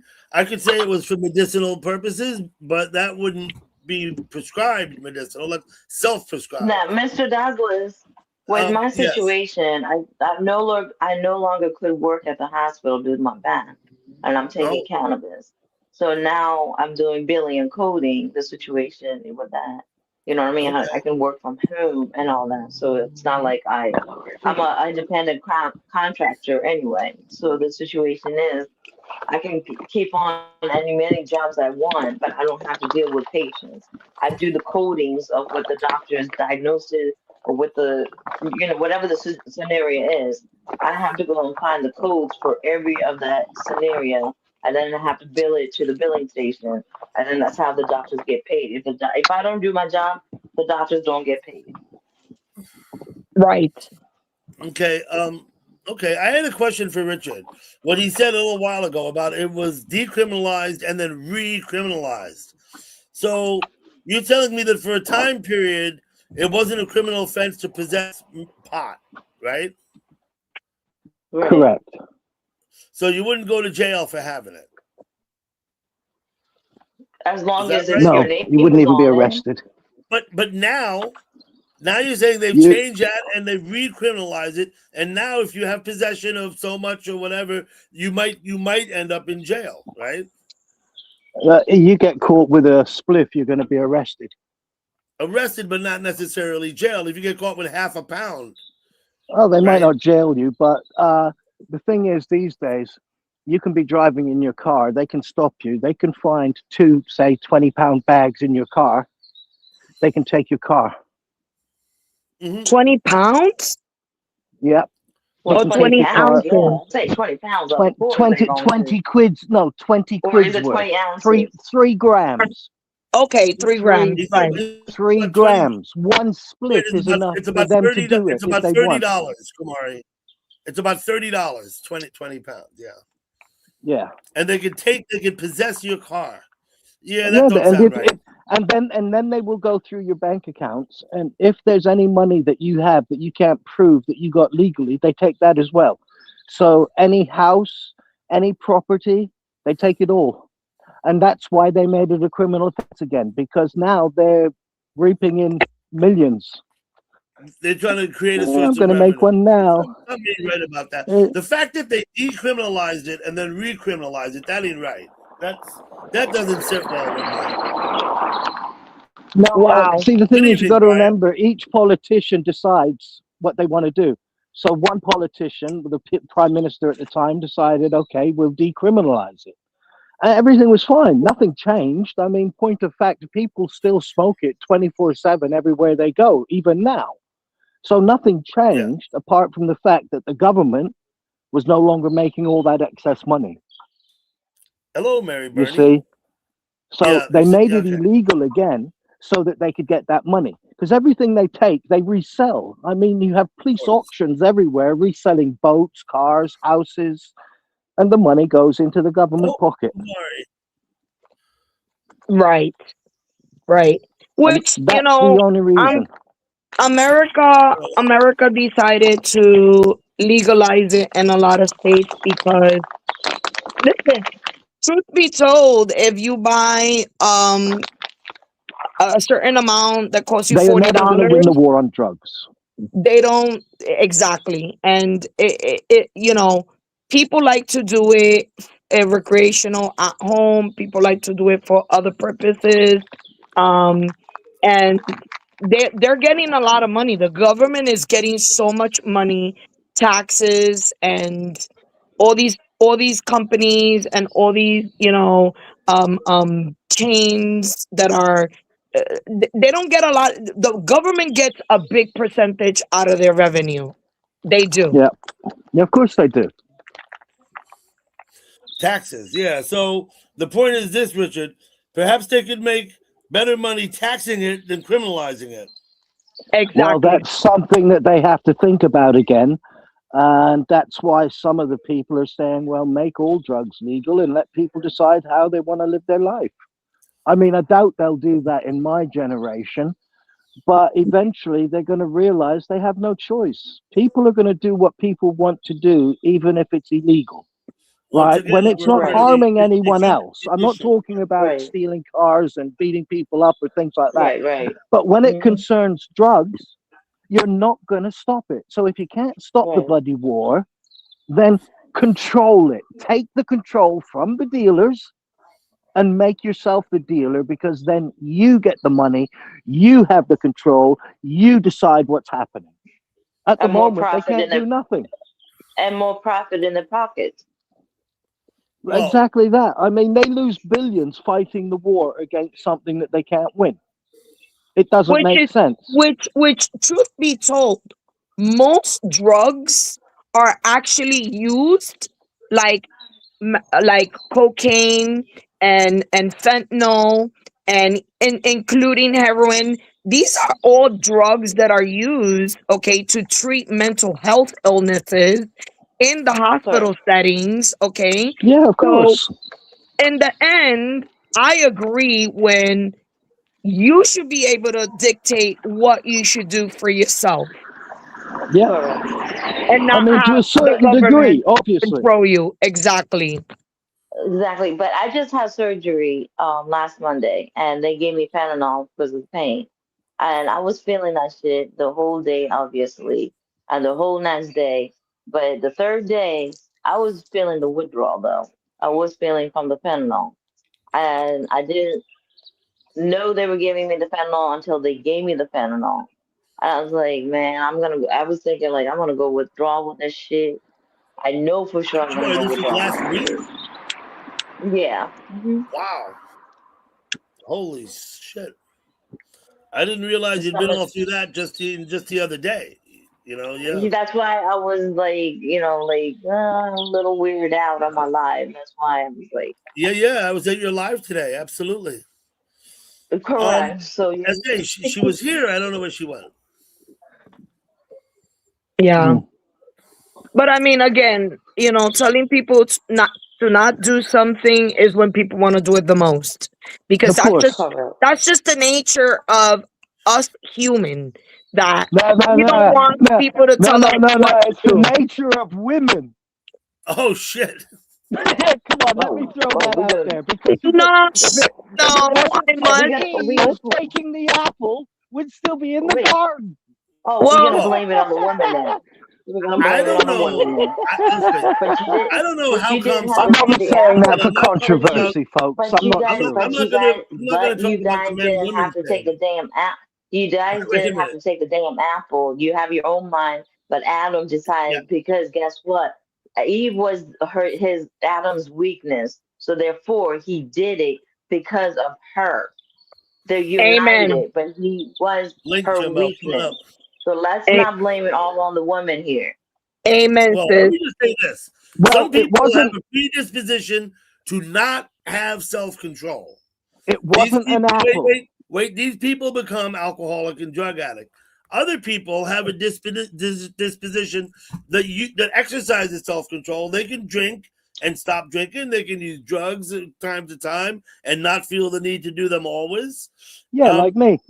And it's not about men or women. It's about different people's, I think, I don't know if it's genetic. I'm not going to say it's genetic, but I'm going to say it's about people's predisposed dispositions in their character. Absolutely. It's the choice. Where they get that from, I don't know where they get it. It wasn't an apple. It doesn't matter what kind of fruit it was. It was still a damn fruit. Don't you get it? It was some kind of shit. It was some kind of shit. But the thing is, Adam, whatever. Adam It was was sex. Don't you know that? Lucifer fell in okay. love with Eve. They had sex. She liked No, it. they She didn't. went back and had Oh, I sex don't know with what Adam. Bible. I don't know what Bible you're Before reading. then, we weren't. Is that We England didn't Bible? have any. If it well, wasn't for this, sex, we wouldn't have children. What do you think the fucking tree of knowledge and the tree We of still birth? descended. We're still descendants of Adam and Eve, but we're really from Abraham. To I be listen. I'm honest, not. we're Let me go descendant on. of Let me just go on and Abraham. say this. I'm Right? from, Because I'm God, from God. hold on, God Hold went on. ahead and God Let me went just say. ahead and raised everything and started from the beginning. So we are Before from descendants of before God Abraham, and created anything, it I does was already no, it with him. doesn't. No, no. Oh, come on now. He We're not. already No, we're planned not. to. Listen. He Wait a minute. already planned to People make can't you understand to it. descend. No, no, no, sir. Can't you You got your shit understand? wrong. Sex Before talk. you were born, before anything was created, God we were already with had God. some mind before we even born. He already knew we were supposed to be Okay. existing Well, on this we're not earth. going to get He into already religious. had all Wait a that. minute. Hold on. No, Everybody, be quiet a I minute, shouldn't please. have done that. I'm just, Wait. you Wait. know me. I like We're to play not going to around. get into religious discussion, and I would have to say also that Richard is saying what he's saying for the sake of argument. He's not necessarily expressing his really deep-felt beliefs. Just so you understand. I know Pulling what our you're legs, going on. Kumari. He's pulling our legs. So And it is let's not such a pleasure go off because on a they're such religious smooth tangent, legs, my please. dear. Let me say hello However, to New River Troll. however, New Mr. River. Mr. Doug, there is some talk about certain books that have not been on the Bible. That I know is, Oh, about yeah. the apocryphal text. I've read the Gnostic Bible. Yeah, but we're not going to go into religion here. The Apocrypha, great book. I know that there was a Book of Mary, and I've read that, and there's other books that have been. what about the book of Lilith? Did you read the book of Yeah, Lilith? I know all about Lilith. The Wait, original hold on. first. Hold on. I know Lilith all was about the Lilith. original first female, but because she would not bow What's up, down to Weed? God, she was kicked Yeah, to she hell wanted with to she Lucifer. wanted to I be want on to ask top. Jimbo a question. No pun intended. I want to ask Jimbo a question. Jimbo, show us What? what you're drinking. Show us what you're drinking. Natty Ice. Well, pick it up and show it to us. Let's see. Nice. Natural ice, Shelly, okay. Shelly's was pointing you all out. She said, "Let's see." Let's What see. y'all Let's drinking? see. Yeah. Let me say hello to New River Troll. He's my friend in Arizona. Howdy, Doug. Hello, Hello, New River. panel. Everybody on the panel. New Guests on the River, panel. you know Everybody in the Kumari chat. and Shelly. Do you know them? River. Hello. I also live in Arizona. I live in Jersey, and then I live in Arizona too because my fiance is in Arizona in Seligman. Oh, right on. What part of Arizona? What town? Seligman, Arizona. Okay, I know where Seligman is. That's south of Ashford, right? That's after Kingman and Ashford and Williams. Oh, Seligman. That's right. That's between Ashford and Kingman, rather. Yeah. Yes, and it is also on Route 66 with a famous Cars movie. There. Yeah. Route 66. Right on. I know what Seligman is. So Been there. I actually Roadhouse. I spent 7 months this year in Seligman back and forth. I reside in Jersey and then I work virtually, so that's a blessing. So I go visit and I go back and forth. 6,000 feet up high, homestead living. Yeah. And not real good water tables out there for your wells either. At least not nice for and William. Everything has to be hauled. The water. Yeah, there you drill wells about 5,000 feet deep. Yes, and the That's a mountain. deep ass well. 5,000 feet. That's a long way to drill for water. Holy You're going to need to take special pumps to pump that shit too. That's why everybody gets their water delivered. Exactly. Why are you drilling for water? I got a well on my wall. And I thought my two wells at 400 feet were deep. So actually 6,000 feet up in elevation, and right across my fiance's cabin is Elon Musk has his SpaceX right across from his mountain. Really? Oh, I didn't know that. I was Mr. able to see, Musketeer. Mr. Doug, I was able to see rocket launchers, and I was also able to see people dropping supplies to the people that work in his space station. Very cool. Very cool. So, Yeah. is it open to the public? Can tour it if they want to? No, because it's really, really high up on a mountain, very isolated. Because So they're you doing can't go and get a tourist and be like, I want a tour and get a tour. It's not no, like Willy Wonka's Chocolate Factory. Then. no. It's very private, and they're doing a lot of experiments, and they do a lot of rocket launching. Then some of the stuff comes from space, and we could actually see it. We could see it being dropped on that mountain. So that'll explain all the UFO sightings. Absolutely, because they're not too far from Area 51. Jimbo, So when's the last time you saw a UFO, Jimbo? The other night. The other night. Richard, what about you? December the 7th. December the 7th of last year, you saw a UFO. No, I was in a UFO. Oh, you were in the UFO. Are you sure okay. you was? Are you sure? Are you sure it I'm dead wasn't your serious. You reflection think on I'm your? joking? On No, I know. December, the Are you night sure? of December the 7th, I was in a Are you? UFO. I was on a fucking table. I could see an alien behind me in a metal fucking casket thing. And Okay, he was the looking in the morning, mirror. the next morning when I woke up, I had carpal tunnel in my hand. He was looking in the mirror. Got it. No, I wasn't. I'm being dead serious. So, no, that's fine, Oh Richard. wow. Let me ask Kumari the same question. When's the last time you saw a UFO, Kumari? I've never seen shit I Never? even wrote about it, Dougie, on my X feed. on I television. even On wrote about television. it because it just blew my head. Because basically, I was talking about them, and that night when I went to sleep, I was perfectly They fine, invaded you. and I woke up, and when I woke up, I was lying on a metal bench or a metal table, and my head was tilted slightly back off the end of it, and I could see behind me a silver and glass Mm-hmm. cat case with an alien in it, Okay. right? So whoever had me was not that fucking alien. Got it. You Kumari, understand? you said you saw them on TV, but I'm actually talking about in real life. I saw a UFO once. I went down fishing on the river at about 2 in the morning with my buddy Greg. We've been drinking. We got home. We figured the tide's high. We knew we had actually planned to go fishing because we wanted to get the high tide. And we saw several lights out over the river. And the river's 3 miles wide where I live. And they were green and blue and red lights. And they were moving like this. And all we could hear was like a very faint hum, like as if you heard your neighbor on the other block mowing the lawn. Yeah. Right? Now we're down there. We watched these lights dancing around, moving very low, not high, low, up the river, up the river, up the river. Next day in the newspaper, thousands of UFOs reported in my local newspaper. Thousands of reports of UFO sighting, right? So then what we learned a few days later was it was an ultralight aircraft club practicing flying at night. Yeah. Or at least that's what they said it was. Yeah. I've seen several. You know, in my experience out there hiking out in the desert and shit at late at night and stuff. But they were basically UFOs in the definition of the world in the word unidentified flying objects. But 3 of them I seen one night was just 3 red orbs is on the border of Mexico, about 1 mile on the Arizona side. We was on a gunnery range. We have to have special permits. It's where they test missiles and bombs and shit.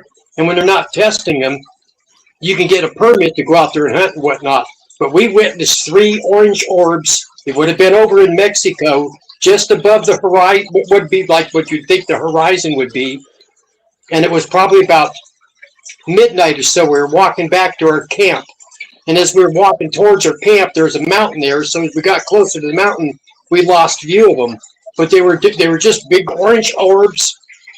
They would, you'd see them, and then one would disappear and you wouldn't see it, and then you'd see two. You'd see all three of them again. Two might be next to the other, and the other one gone. They were just doing just this random crazy shit. So I don't know, but it was on a gunnery range, and they looked to be.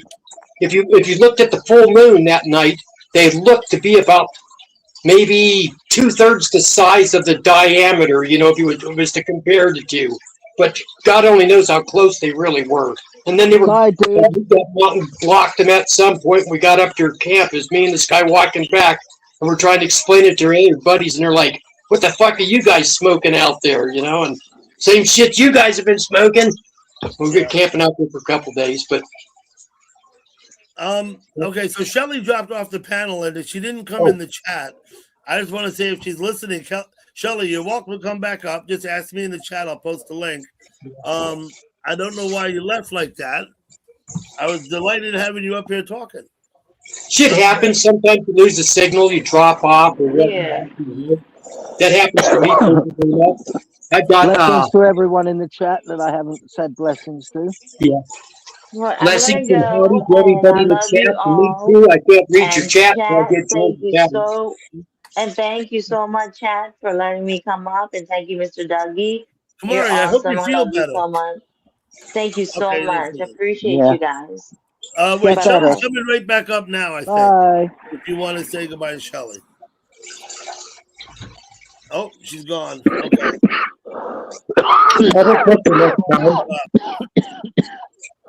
Okay. So now we've just got 4 old geezers complaining. Yep. 4 old broke dick motherfuckers. It was. I'm sorry. It was the connection because of the Wi-Fi. However, I did want to say to you guys, thank you so much for allowing us to come and chat. And if you guys are interested later on to find out, remember there was a whole Shabazz thing going on about the drone. Oh, yeah, okay. Yeah, well, you're gonna do a live stream later, are you sure? No. I have news on it because look. So I am part of the model airplane community. Okay, let me get you up on the screen. Here you go. I'm also a I'm on so I work with the FAA, which is the organization to get licensed to fly these aircraft. And you do fly them, right? Yes. The Aviation Association. Yes. There's a club up by me where they go on the weekends in the summer and they race those things all around. It's out by the land, behind the landfill. There's a big field. Where? Which one? I live in Nyack, New York. Yeah, we got a big field out here where they do them too. It's a park set up specifically. Well, they let them do that. They got runways for those RC planes, and some of them are pretty damn big. Yes. Look. Right there. You see that one right there? Yep, I do. Let me get you the screen. Hold on. Joshua, I see you in the basement, but I don't know who you are. You're going to have to come on camera. So talk to me in the chat or something. So this one is the MiG. Okay. This is the MiG. And also, it is very costly. It runs on these LiPo batteries. Right? Yep. Oh, cool. Okay. And it is absolutely very, very expensive hobby. Yeah, I'm sure. And I do have news on the whole, situation about the drones, which a lot of people don't quite understand what happened. And it was kind of simple. So what ended up happening was with the whole drones that everybody thought it was the aliens and whatnot. What ended up happening is that the government doesn't have the airspace. It is free for all. So companies are trying to make sure that they could do and take over airspace. And these were not regular drones. These were $25,000 drones, and it is a movement of Are you movement. talking about the beaches in New Jersey last year? Yes, that was a year ago in New Jersey. There was an incident where there were hundreds of drones sighted, right? And it was, and they thought, oh my God, UFOs, or maybe it's the government, or they're spying on us. No one really knew what was going on. No, so we do. So I do because I have meetings with the FAA and the ANA, which these are the organizations that we have to have a license to fly these aircrafts. We have meetings, and I am a air control officer at the field.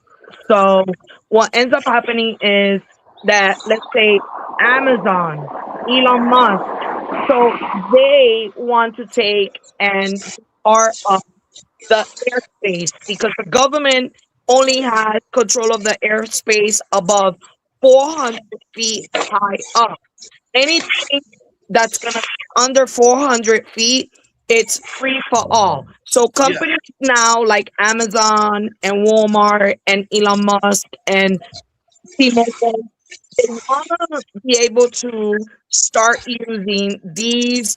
They're not regular drones. These are commercial drones that are run by, like what Mr. The gentleman on the computer, Jimbo. Mr. Jimbo. So the way they start on the computer. They send the signal, and then they send those, commercial drones across from one side, and it sends a signal to bring it back.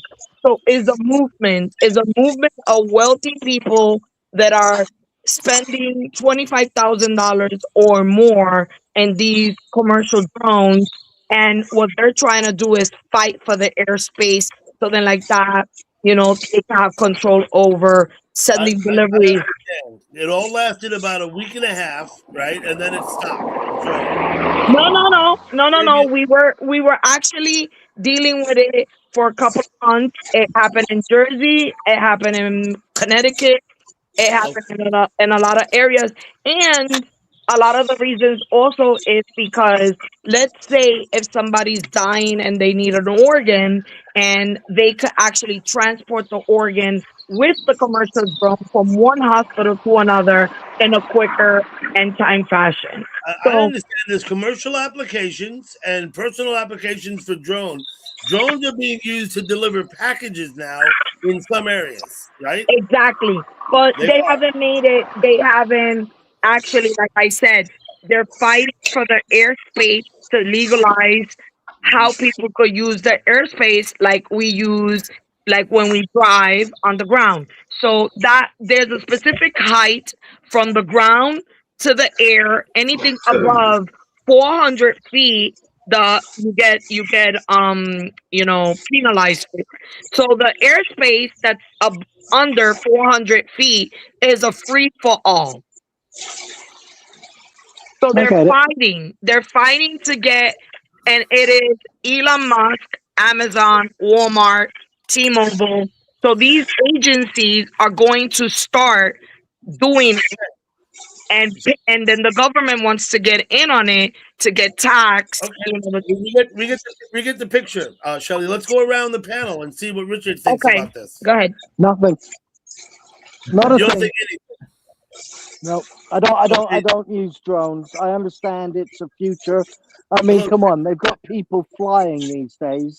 So, that's the next step in evolution. So drones delivering packages, good for them. The fact that the government controls the so-called airspace 400 feet up is a load of bollocks. But hey, I understand for the safety of the commercial flights, you need some sort of rules and regulations. I get that. It's like you're not meant to fly any drones around prisons over here, right? It's illegal. But guess what? They're using the drones to get their phones and drugs and everything else into the fucking prisons, right? So to me, it's just the future. You can't argue with it, whether you like it or not. It's the future. It's what we are going to have. I don't know if I'll be around that long for it. But I mean, look at what we're doing now, Dougie. 50 years ago, do you think you would be sitting on a fucking panel talking to total fucking strangers around the fucking world on a fucking computer? No. Nor did I. But this is what we've got. And this is how far it's going, and it's going to go further. So drones being used to deliver things, that's fine. laws I understand as well because they need it for the protection of commercial air flights. The argument about them arguing about the space, well, if it's legal space that people can use, then everybody should have the right to use it, and no company, whether it be Elon Musk or any other company, should have control of that space.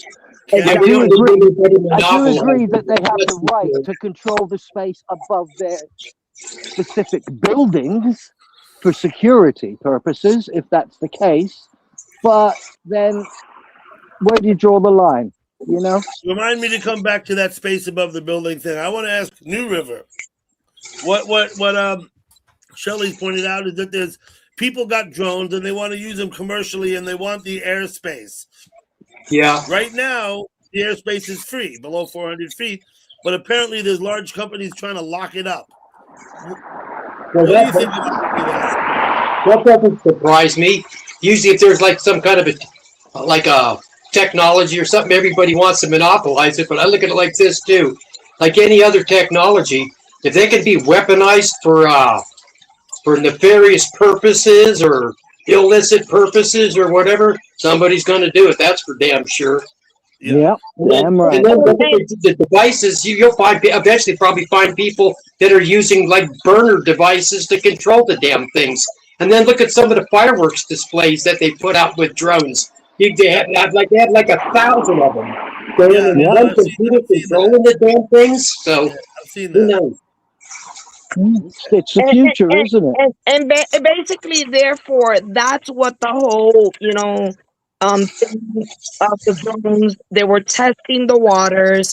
Okay, let me check with Jimbo. Sure. Jimbo, drones being used commercially and ownership of the airspace. How do you feel about any of that? I think they should.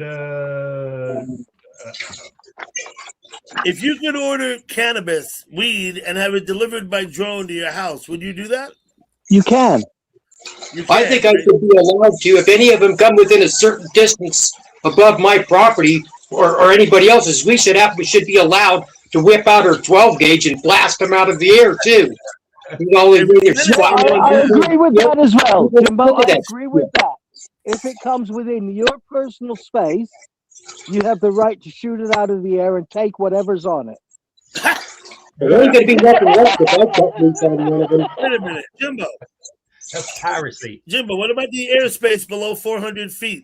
Well, yeah. Should that be left open for everybody to use freely? Or should companies be allowed to monopolize it? It's got to be just above all the surrounding buildings in the area that you're servicing. There you go. I don't think anybody should monopolize it. A YouTube channel called Dust. Check out a video on there sometime called The Giraffe That Knew Too Much, and see what you think of the drones that are in that little mini video on the Dust channel. Yeah, maybe. You brought up a very interesting subject, Charlie. I have opinions too. I think that below 400 feet, no, companies should not be allowed to monopolize the airspace. They should be allowed to use it just like everybody else. I think so Well, too. look at the way Amazon and people do their deliveries. They probably have the damn things fly over your house with a package, and they won't even take the courtesy to land. They'll just drop it from maybe 50 feet. If it lands in front of your porch, they'll be fine, and they'll just fly off. Actually, that's why they want to. I've actually seen the drones. I've actually seen drones deliver packages and actually fly into their fucking veranda and place it right in front of the doorstep, fly off and go. I've actually seen that. Hold on. Bring this to another issue. What about liability for damage? What if the drone crashes on your house and fucks your shit up? No. That's the reason why they want to. This is the reason why they want to make laws for the usage. That's why they want to put just like when you drive a car, right? So they want to make laws for that specific space. And there may need liability. What about this? What about if the drone is equipped with a winch and cable and can hover 30 feet up, lower the package by winch and cable, drop it on the ground, and then fly off? That would limit the liability of being too close to a customer's structure, their house. Absolutely. And that's the whole reason why these companies were testing and they were trying to, like, monopolize it without the government. So then the government got involved and now they're talking about it because, again, evolution. And Okay. to me, I'm going to have to say this now because I'm going to express my personal opinion. This is my personal opinion. I'm not trying to argue with anyone. People have other opinions. That's fine. They're free to have them. But I'm going to say this. Anything that can be corrupted will be corrupted also. That's what I was saying. Also this. The federal government fucks up every single thing it touches. Of course. We should want the federal government out. We shouldn't want them to be involved in anything. Because everything they touch, they fuck up. We're like idiots, allowing them. All they do is spread their arms wider. All we do is let them. That's my opinion. I totally agree with you. I'm not going to argue with anybody about it. Let me put it like this. Citizens try to develop stuff. They'll try to find a way to steal it from you, like they did to Tesla. So let me share this. So I fly drones, right? And one day we were at the field and we were across from a actual federal government a facility of, it was Floyd Bennett Field, right? Which is Floyd Bennett Field. So our club could only fly to a certain distance. If we get closer to them, they scramble the craft and you lose all your money. So we've seen many guys lose a lot of money because the government will not allow for any type of RC craft to fly over or close to their facility. So I am for the evolution in drones, especially if, let's say, there's a child that's waiting for a heart transplant and one hospital could use the drone to deliver that heart to another hospital and save that child's life. So for the good of it, I'm for it. I think that's fantastic if they can do that, and that's the way it's used. Right. It'll be used for everything. A million other applications, though, for drone usage. Right. Well, I'm going to leave you guys with that tonight. And it was a pleasure being here. Thank you so much for having me on your panel, Mr. Doug. I am Kumari's best friend. I am always in her live. That's where you know me from. I wanted to share a little bit about my channel. I have a son that is 17 years old. He's a musical prodigy. He plays 11 instruments. I am his coach. I am a homeschooler, and our channel is taking off really nice. You guys are welcome. Please post the link in my chat on your way out. Yes, you guys are welcome to join the music live. In the evenings, he performs. He plays the violin, the guitar, the saxophone, the piano, and he does a beautiful performance. He's 17. His name is Joey, and he already graduated high school. He's going to a conservatory music school to become a concert master, to be a first violinist. Nice. Violin. Very nice. Got it. So you guys, Mr. Richard, Mr. Bob, the other gentleman, have a beautiful night. Stay blessed. Well, it was nice meeting you too. Nice meeting you. Thank you so much, and stay awesome, Mr. Dougie. Good night. Good night. Well, it's not me. It's the guests that make the panel. Stay awesome, guys. Stay awesome and vibrant. Oh, and one thing. One of the messages that I said to everybody: nobody could love yourself the way you love yourself. So be kind to your soul. Say kind things to yourself because your soul is listening. Yeah, my soul's with God. It doesn't matter. Okay. Thank you for coming, Shelley. Blessings. Oh, got it. You know, I haven't been outside. I haven't been outside at night in a long time. I'm gonna put it in the private chat. Jimbo. What? Get a life. I got it wrong. I got it wrong. You're probably right. Jimbo, Gal Pal posted a link in the chat. Go have a look at it. I did. It's rock. Yeah, when George gets in there, I'm going to post a link for you, Jimbo. It's rock face, man. I've seen it. Got it. I know all about it.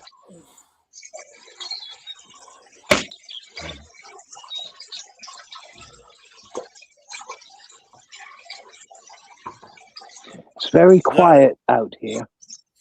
You outside yet? Yes. Yeah, as I said, I haven't been outside at nighttime in a long time. I've got to admit this about Richard, about my perception of you over all these years is that you're not really an outdoors person. I remember once you showed me your back garden and you talked about it and the things you've done in it, but I've never I used to be out every day, Dougie. I used to be out every day. I was caught up in the rat race. Caught up in it, couldn't get out of it, stayed in it for I don't know 40 years. But for the past 20, I've been out of the rat race and enjoying myself. Just put. Okay. You understand? Hear the mice. Yeah. I'll figure something else out. Hold on. Let me mute. There we go. Sorry, Richard. I think I hear you better now. Yeah, no, as I said, I was in the rat race for 40 years. Now I've been out of it for 20, and I quite enjoy my retirement. Quite enjoy it. Good. It's peaceful. Good. Mm-hmm. That's the way I want it. Unfortunately, it seems that they're calling me back into the fucking rat race. I hate to ask in what regard. What are you referring to? Politics. Yeah, okay. Got it. Politics. It's always fucking politics. Okay. Well, we don't really want to go deep into politics here at all. Nah, it's just that I got a demonstration I have to go to. What's up, Patrick, New York? Good to see you. Thank you for coming. Yeah, I understand, Richard. And not only that, but I have a feeling I know what you're talking about. Why don't you at least turn the tablet on so I can read the chat? Let me borrow your tablet. As I say, I don't want to go, but unfortunately, my missus is going, so I have to go, whether I like it or not. And I will be adrenalized for the whole fucking day, looking left, right, and center, and making sure that there is no trouble in any way, shape, or form to her. Mm-hmm. Hey, George. You know, I was gonna say, do what you have to do, but don't get into trouble, right? No, yeah. I never planned to get into trouble, Dougie, but you know, sometimes it finds me, and sometimes I decide that I'm not going to take a step back. I'm going to take a step forward instead. And unfortunately, if I take a step forward, that means the other person has to take a step Get me back. to YouTube, and I'll go from there. Get you that. What's up, George? What's up? Say hi to Doug and what's up, George? Jimbo. Hi, Jimbo. Doug. Good buddy of mine, Richard. You never met Richard. This is my buddy George. He's the one who hangs out here. He's the caretaker to the man cave. Cool. As far as I can tell, I'd say 9 out of 10 times I see George, he's playing Grand Theft Auto. Yeah, he's getting ready to in a bit. He's gonna go. He's gonna take care of his mice for a minute. Yeah, chores. Do a couple. Nice. Nice. They grow mice because they got to feed their snakes, Richard. You know the story, right? Yeah, no. I got that before you even told me about the snakes. I already knew. Not because somebody told me, because I don't believe anybody did. But as soon as he said you've got to go take care of the mice, the first thing that popped into my head was snakes. Yeah. I don't know why, but that's the first thing that popped into my head. Well, it's Snakes. subliminal. You know that Richard does snakes somewhere in the back of your head. Richard, you know that New River has snakes, right? Yeah, we got unique ones. We do venomous snakes too. Yeah. Got a few. I was bit by a snake. Yeah. A black snake. A black snake in England. No, it wasn't in England. It was in Canada. Because over here, a black snake isn't poisonous. It was in Canada. In Canada, okay. It was a black snake. It was about 9 inches long. and I went to pick it up, and it bit my finger, and it wouldn't let go, and I was shaking my hand like that until it did. You didn't have to cut its head off with a pocket knife then. No, I did go try. I mean, I did run and grab a shovel. And I admit, I did run and grab a shovel and go to attack it. But by then, it had already went underneath the barn. And I was glad that I didn't hurt it because, quite frankly, I don't like hurting anything, as you know. If I don't need to, I prefer not to. But because I was only a child, I was like 12 years, 13 years old. And so, because it attacked me, I had to attack it back. You understand the philosophy, right? I do. But as I said, it had already slithered underneath the barn by then. That's human nature, Richard, right? Yeah. But yeah, well, it was for me back then, but it isn't no more. These days, as I say, I can walk away from things that in the old days I would drink blood for. Literally, whether it was mine or theirs. Yeah. Oof. What's up, Patrick? Seen him in the chat there. Hello, Patrick, George. Oh, hi, Patrick. That's one animal I don't really like. Snake? No, slugs. Oh. There's one there. I don't know if you can see it. Not much. No. Let me put the camera on you. It's that little black thing. In the middle. Right there. You can see it now, can't you? I see it now. Yeah. I don't like slugs. I've never liked slugs. If you put salt on a slug, you'll dehydrate it in a matter of moments. I don't want to kill it. I don't like killing them. This is what my mother used to do. Under the string beans in the garden, she would put a silver tray with beer in it. Silver tray with beer in underneath the string beans. In the morning, the slugs would be drowned in the tray instead of up eating the fucking beans. Yeah, makes sense. Yeah. So I hear you could have some fun if you sprinkle a little salt on them. Yeah, but Richard's not gonna do that. No, I wouldn't do that. I done it once. I didn't like it. Well, I've never done it, but I've heard that handles them. See, I don't particularly like them because they're slimy and gooey, but I don't dislike them, if that makes sense. I have no reason absolutely to makes sense. You have nothing want against to the cause them harm. Yeah, In fact, if it was battered and deep fried in oil, you wouldn't even know you were eating it. I wouldn't eat it. No, thank you. Well, you wouldn't even know. I would know. I would know. There's only certain foods I eat, Dougie, and slugs definitely ain't one of them. If it ain't pork, if it ain't pork, beef, or chicken, then I know I'm not eating the right thing. You understand? Pork, beef, or chicken. What about lamb? I don't eat lamb. You don't eat lamb? I love lamb, but I don't eat it anymore because she doesn't eat it. So I don't eat it. Yeah. Patrick says he ate a slug one time for $100 at a block party. You can ask it for some major trouble from that. They carry some pretty weird parasites. One of them, I believe, is a type of like a nematode thing or something like that that actually burst out of them later. It could, one of them, I think, can actually affect the brain cells. Yeah. Kills the brain cells, eats them or something.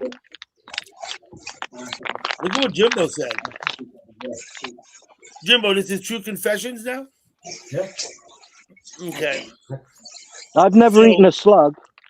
So we had the BB gun, and we were up by the pond, and I shot the frog, and I regretted it after that. I was really sorry I'd done it. Yeah. But, you know, you're kids, right? You said, Richard, you're kids, right? Yeah, when you're kids, you do things that you wouldn't do. I mean, now, well, I don't. You know, I mean, if I take a BB gun, I'm not shooting at animals. I'm shooting at humans. Let me go on and say this. I was 9 or 10 years old then when I shot the frog. As an adult, I shot deer and gutted them and left their entrails on the thing. That's a different case altogether. And You're I hunting. There's a big difference. I ate the deer. And I don't regret it at all. I have no regret. But when I shot the frog, I regretted it. I think, and not that the deer isn't innocent too, but I think because I felt like the frog hadn't done nothing, and why you know. No. The difference was Why would I the shoot deer. The deer gave you sustenance. The frog didn't. Okay, maybe so. So killing the frog was a useless thing to do.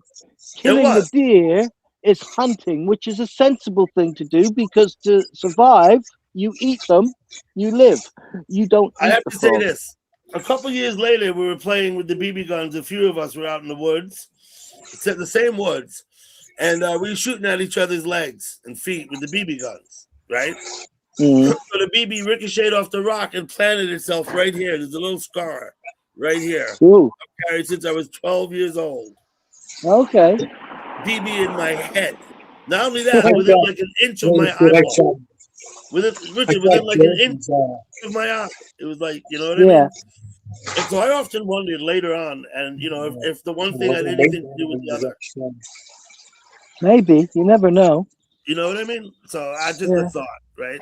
I used to, when I was in Canada, it was mainly my brothers, not me, but when I was in Canada, there was this area, like 4 or 5 football field size area, full of like lumps and dumps and clumps and dips and all that crap. And my brothers and their friends used to actually have BB gun and BB dart fights in that area. There was like about 8 on each team, and they used to shoot each other. And my brother Danny actually got one of the fletchling darts, like you. He got it right here between his fucking eyes. Yeah. Yeah, that happened to my brother Danny there. Yeah. Yeah. That's where I first smoked a cigarette as well. My brothers gave me the cigarette. I was there, and they gave me the cigarette, and that was the first time I smoked. I was like 8 years old. There you go. I shot George's cousin when I was a kid in the shoulder with some BB gun. It was one that pumped one time. It was a real weak one, you know. Yeah, yeah. Early 60s, but I shot him like right in the collarbone. Hit him on the collarbone. And that actually embedded himself. And I was up in a tree, and he comes walking around the corner, and I nailed him, and it was his BB gun. And he cried like a little bitch and went home and told your aunt. And his aunt was all pissed off because she had to dig this BB out because it actually stopped on the collarbone, but it swelled up so big you couldn't tell. You could tell there's a BB in there, but it was all swelled up. She had to actually dig that thing out of it. They were those BBs, and they took it out in the ER. Jimbo, now, wait, Jimbo. they When's made the of last time lead? you got? Wait 1 minute, Richard. Jimbo, when's the last time you got shot with a BB? I think I was probably like 12. 12 years old. You got shot with. Is there a story behind it? No, I shot this guy. You know, he turned around and shot me. I thought you were going to tell me you shot the target. The target was a garbage can lid, But and the BB bounced off and hit you. Has a BB gun. Okay, so is that the only time you've been shot with the BB? Yeah. Okay. I was Sorry shot to with a interrupt. 20. I was shot with a 22 once. Yeah, that'll hurt a little more. Well, I shot myself with it, to be honest. Yeah, I shot myself in the foot accidentally. No, I almost killed myself. Cracked up his leg and stuck out his shin. And he went to the fire department, and they pulled the 22 out of his shin. Mine actually went. Mine went through my nose here. Went straight through my nose, and if my head was tilted a little bit more, it would have probably went in my eye and killed me. So you had the barrel very, very like pointing at your face. It wasn't a barrel. Oh, there was no gun attached to it. It was I a had 22 you hit it with a sledgehammer. I had a hammer, and I had the end of a dart.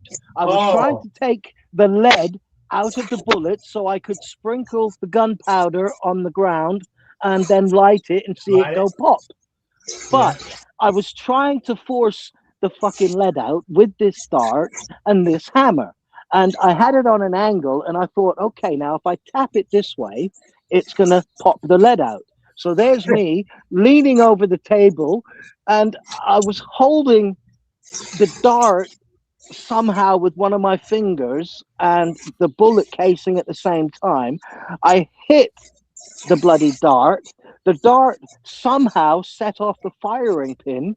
The bullet, what was there, went through a bit of my finger and came up and took a bit of my nose. It literally went boom, and a chunk of it like out, and I just like pushed it back down again.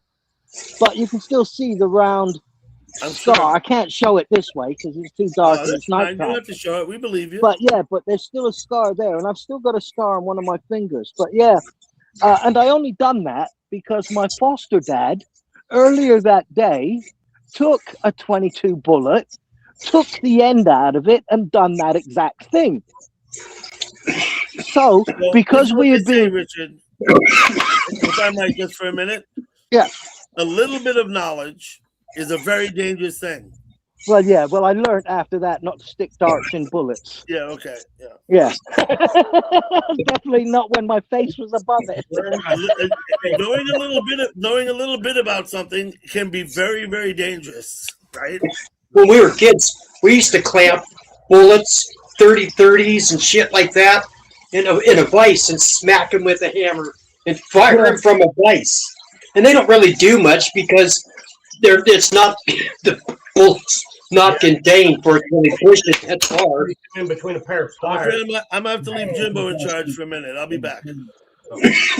I never see. The thing is, I never had a lot of truck with guns. I mean, on the farm we used them, but it was for hunting. And as I said, I was a kid. I was like 12, 13 at the time, and because I saw my foster dad do it, I thought, hey, that's neat. I want to do that because I wanted to impress a couple of the girls that used to come to the farm to take horse riding lessons. Right?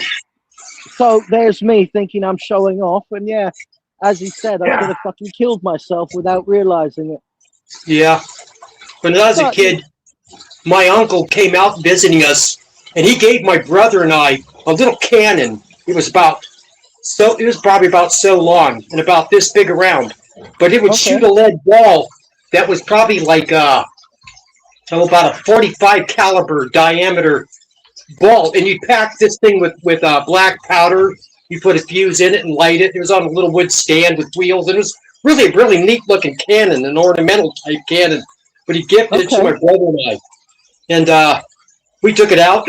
We were packing it too full of shit, too much powder in it. Blew the cannon. Busted it off the frame it went on, but we got it mounted back on, and then we fired it in our garage inside the house, and we had cinder blocks, hollow blocks, and it actually shot that ball through the cinder blocks, blew holes through it, and then it cracked my neighbor's wall of their house, and just cracked on theirs. But my uncle got pissed off, and he took the cannon away from us, and that was the end of our cannon days. Great fun though, wasn't it? Yep. Oh yeah, it was a blast. No I pun remember intended. back then. Do you remember back then a Christmas present they used to give you a science kit which actually contained plutonium and other radioactive materials? Yeah. Oh man, I gone are remember the lovely people would days. buy things with samples of rocks and minerals and stuff on it. It'd have like chrysocolla, which is like oxidized copper ore, and they'd give you a tiger eye, and they'd even give you a chunk of asbestos on it. Yeah, all that stuff. I remember those days fondly. Yep. Now they won't even let you have a butter knife unless they dull the blade. Yeah, remember lawn darts? Remember the things, lawn darts that you throw up in the air? They call them lawn darts and shit. Yeah, didn't they ban them somewhere? Yeah, Yeah. well, banned in the U.S. Yeah. Yeah. Then we had these other things that was two balls like what the Eskimos use. When you shake your hand back and forth and Clackers. Clackers, The yeah. clackers, yeah.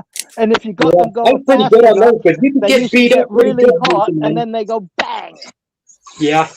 I used to love them. Oh, I love clackers. I think I've still got Yeah. one or two inside my And house you now. could take those things and you could throw them, and they'd fly through the air, and if they'd hit something, and they'd just wrap around and tangle it up. And down in South Yeah, America, just like they the original I think these bolos. cowboys called gauchos use something similar to that. Some of them even have 3 on it.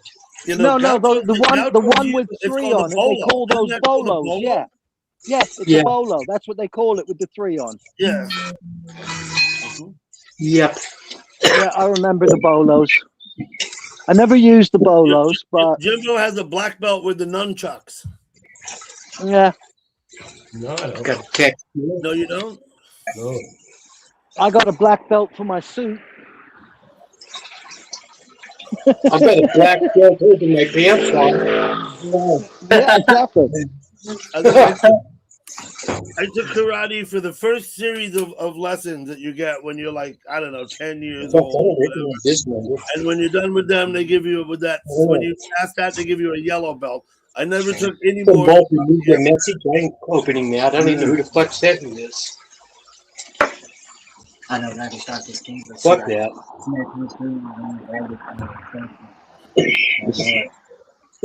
John's had a 2-run homer. Okay, Mountain Man. Mountain Man, welcome in. I don't remember seeing you here earlier. I gotta send Desert Duster a text. Tell him Doug's live. Is he here? No. That's what reminded me. That's not him texting me, but it reminded me I ought to send him a text. He wanted me to next time you guys were live. Let me turn the volume down. By all means. I got the same cops driving by and driving by again. Do you think he's looking at you? Oh, I know they're looking at me. I mean, it's 3 o'clock in the morning and there's a man out in his front garden talking to his phone. Of course they're looking at me. Right. So of course they're looking at me. And most of them, they all know me around here anyway, so. They think maybe the missus is giving you the boot or what? Nah, fuck no. They wouldn't think that? Nah. She wouldn't do it. She wouldn't think it. Though she did say if I ever get drunk like I did when I was talking to what's her name? Tammy, Big Tammy. Oh. You remember that night? Yeah. Listen, well, the missus said if I ever get that drunk ever again, then she'll kick me out. Now, I have not seen Tammy in chat now in over half ages. A year. Yeah. Right? Over half a year, maybe close to a year since I Yeah. saw her in chat. I hope. Let me just say this for the record. I hope everything's okay. Me too, but you know she blocked me that night or the next day. Mm-hmm. She had already blocked me, Don't and I take it didn't. personally.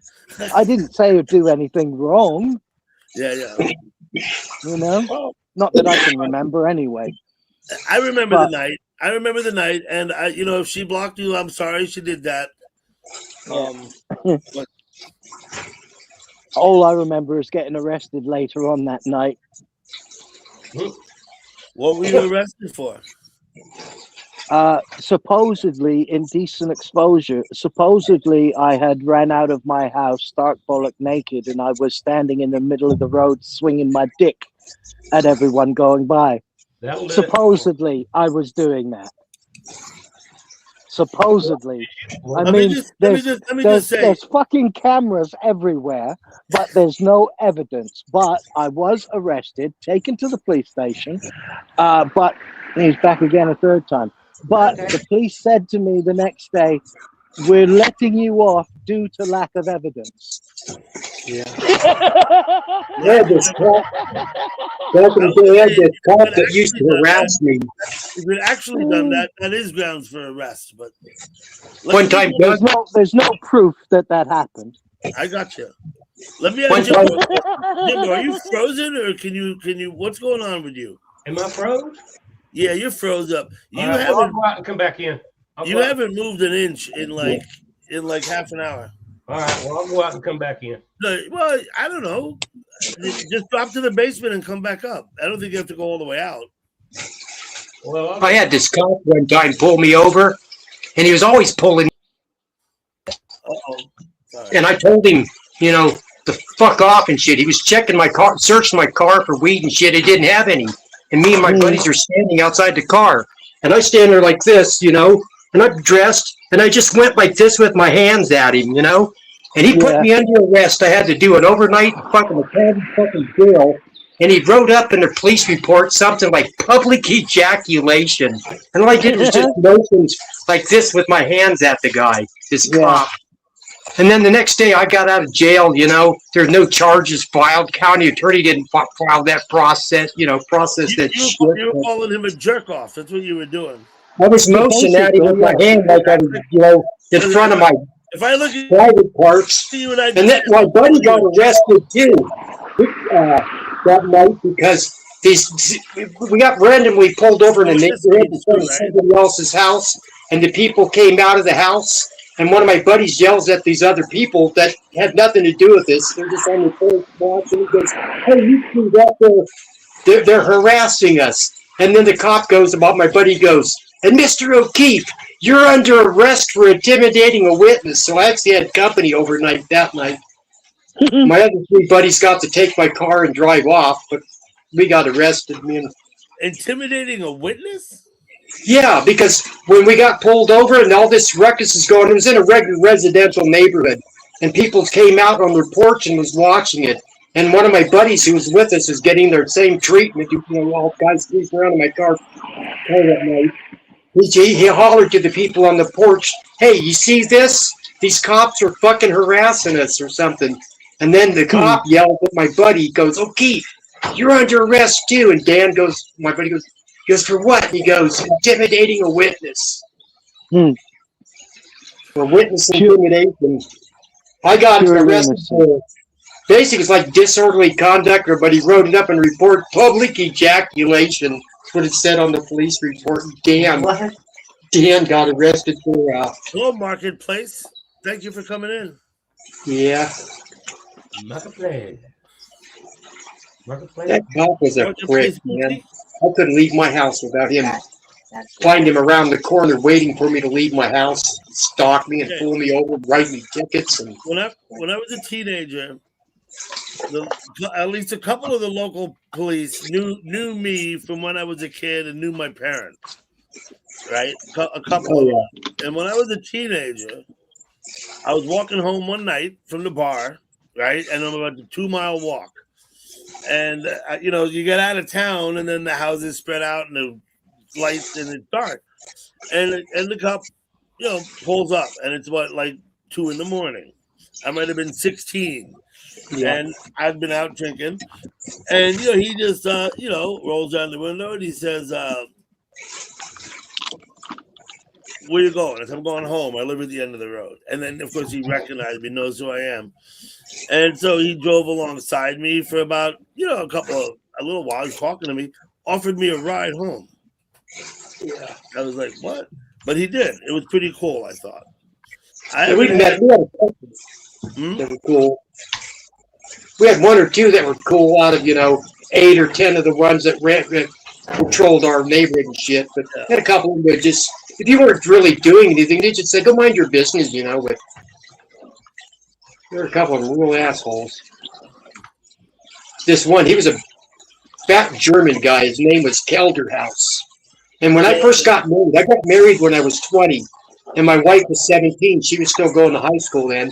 And I'd go to work. I had a good paying job then. I ran a really good paying job for a 20-year-old, working at an aerospace place. But my wife was still going to school, so she'd hop on the city bus. And this cop, he'd never met my wife. She wasn't from my hood or anything, but we were staying at my mom's house. He's seen her, that same Kelderhaus prick, seen her sitting at the bus stop. And he pulls up and he gets out of his car and he's questioning her, saying like, "Hey, you're Mr. So-and-so's new wife, right?" She's like, "Well, yeah." And he starts giving her the 3rd degree, telling her, "Well, you mark my words, I'm going to have his ass in prison within a year," and all kinds of shit. And I just told my wife, I said, "You know what? We just got to save some money and get the hell out of my mom's house and get on the other side of town as something as quick as we could do." So, put some distance. Yeah. That's fucked up, man. They can't go looking for you specifically. That's fucked up. Yeah, he swore he was going to put me in prison for whatever, and he was telling my wife, that shit. I'd only been married to my wife like about 3 or 4 months. She stayed. We were living at my mom's house temporarily, living with mommy. If anyone would like to join us on the panel, please feel free to ask for the link in the chat. Yeah, by all means. Somebody else come up. Jimbo, you got a lot to say. What? I said you've had a lot to say. I haven't had much to say. No, I was being facetious. Oh. Well, I just got done. I just started to drink beer. I'm not good. Oh, right on. You just started drinking, huh? Yeah, I just started. Richard, I see you in the chat there. I see you inside. Okay. I got a late You don't want to wake the missus up. On the porch when I came home. Had both my hands full.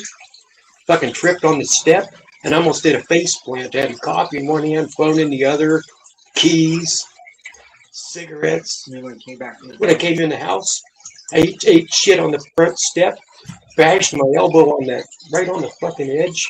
Felt like it broke my fucking arm, man. My granddaughter runs out there because I just got the door open and tripped. Front door. She carried all my shit in the house. Wife cleaned up my elbow, put a big Band-Aid on it. Old skin sucks.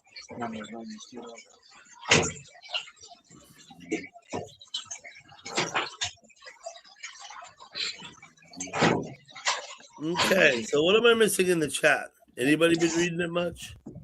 George is busy, as you can see. I see George there.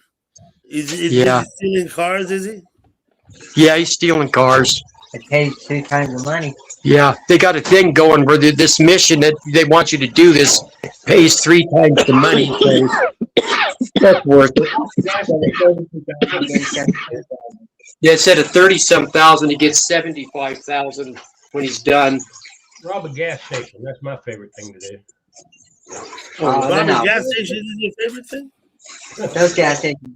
I was playing it last night with other players on the board, and I was just indiscriminately killing them all.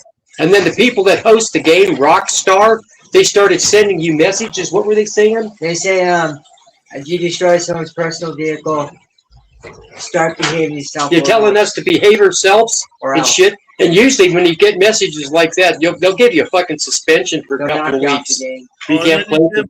You can't play with them. Okay. Yeah, and I finally figured it out. What it is you got a couple of crybabies in the game who will cry about that this guy's being mean to me, and they'll send a message to Rockstar.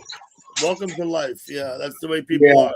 In the meantime, people run around and sending us all the time. And they don't get the message. This is my question. Do you think if people start playing games like this when they're still young, and I mean like 9, 10, 11, 12 years old, and they start playing all these games, like, do you think it adversely affects them later in life?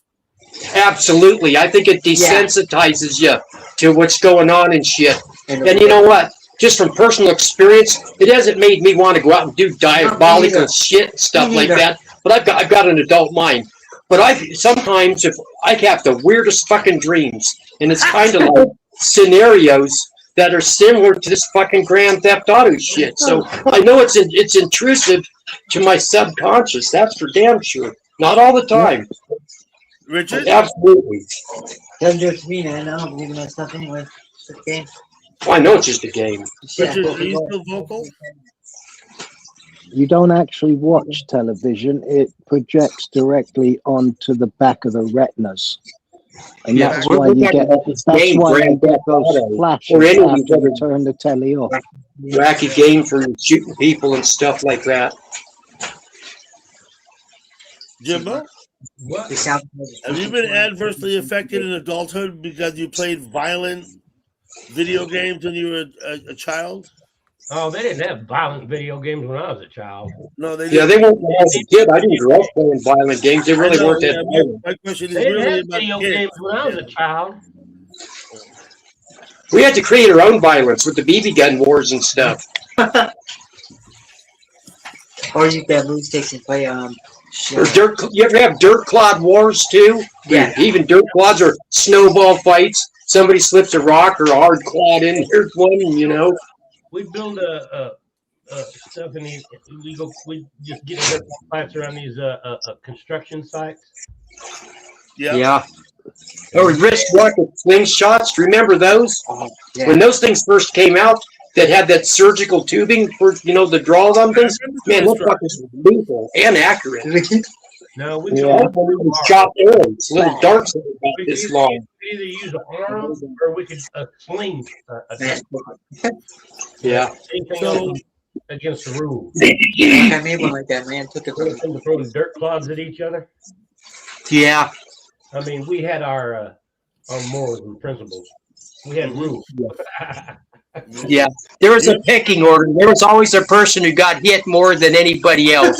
Going back to Richard's point, Yeah, going we back to figured it Richard's out point first. earlier, about 50 years figured it ago, out first to draw the none of fire. us would know each other.